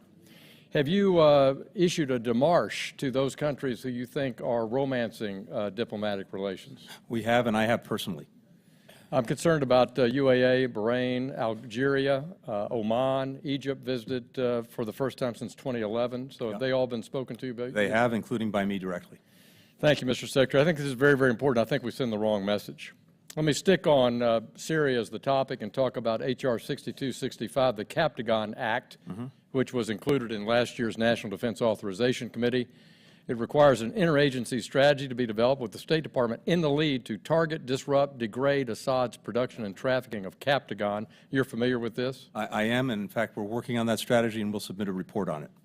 Do you believe Syria meets the definition of being a major illicit drug-producing country or major drug transit country under the Foreign Assistance Act of 1961? I'd need to come back to you on the exact definition, but what I can safely say is that the regime, Hezbollah, are clearly a threat to stability, public health, rule of law by way of the trafficking, notably of Captagon. So this is something we're deeply concerned about. I can't tell you without looking at it. I understand that. Well, Senator Marshall and Representative Boyle and I wrote you last July about this, urging you to take a position on that. We never got an answer from you in writing, but we did get your answer in September when the President did not add Syria as a major drug-producing or drug transit country. I encourage that to be done this year. I think we are overwhelmed with Captagon poisoning people throughout the Gulf states. Another reason why I don't understand diplomatic relations by the Gulf with Syria. We have 150 examples of Captagon seizures in the region between between January 2022 and the date of our letter, and 200 more between January and the date of the presidential determination. I'd like to submit that letter, Mr. Chairman, for the record. And also happy to come back to you on that, Congressman. And without objection. Thank you. And just recently, February 2023, in UAE, 4.5 million Captagon bills interdicted. So I think this is of concern. I hope you'll look forward to working with you on that strategy. When do you have a date when that strategy might be available? I can't give you a date. I can tell you we're actively working on it, and we'll submit it, and I'll come back to your office with... Come back to my office if you would, say between now and 1st of May, and let me know where you stand on that. That'd be very helpful. Thank you. And let me yield the gentleman, Mr. James, the balance of my time, and I yield to him. Thank you, Mr. Hill. Before I start, I want to thank the administration for extending humanitarian parole for Ukrainians. I have a large Ukrainian community in my district, and I applaud this. Thank you, Mr. Secretary. First question. In 2016, the Obama administration recognized the genocide occurring against Iraqi Christians and other minorities. The Trump administration followed by fighting to preserve the full religious rights of all individuals, including Christians, to practice their culture and beliefs. I implore you, sir, to make sure that the Biden administration ensures that the rights and freedoms of Iraqi minorities are protected. Will you raise, please, the issue of religious persecution of the Iraqi Christians with Prime Minister al-Sudani at your next available opportunity? Yes, I will, and I could not agree with you more, and this is something that I was seized with As you mentioned, the Obama administration's determination, this is something I worked on then, and we will absolutely keep a focus on. Thank you, sir. Thank you for raising it. Second question. As chair of the Africa Subcommittee, I believe that Africa has many, many opportunities, not just for people on the continent, but for the world, and particularly America. On the continent, however, the Chinese Communist Party is deploying exploitation and political influence campaigns to access key natural resources which threaten both our supply chains and national security. I am deeply concerned about the items particularly produced by slave labor in our supply chain. Would you, sir, be open to working with me on legislation to create a 21st century national strategy to strengthen our domestic industrial base and restore our critical minerals, one, and two, a bill to remove slavery from our supply chain, Mr. Secretary? Yes and yes. We have a number of initiatives that are already moving forward. We happily both share that with you and listen to your thoughts, both certainly on the supply chain piece, and second, when it comes to slavery and modern slavery, we want to eliminate that whenever and wherever it is occurring. We'd welcome working with you on that. Thank you, Mr. Secretary. I yield. The Secretary has to appear before the Appropriations Committee. And so much less important than this well, if you want to stay. But nonetheless. Okay, all right. Just thought I'd make the offer. So I apologize to the members that we did not get to, but you may submit your questions in writing for the Secretary, and he will respond. So pursuant to committee rules, all members may have 5 days to submit statements, questions, materials for the record. Without objection, committee stands adjourned. Thank you, Chairman. Thank you.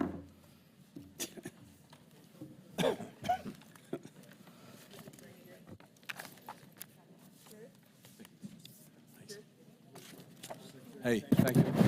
Look forward to following up on this. Yes, we'll be in touch. Thank you.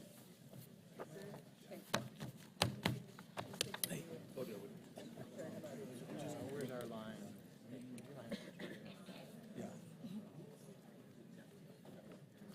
I know nonsense. It's not surprising. No, Mike, and you know, Mike is terrific. And of course, his brother is trying desperately.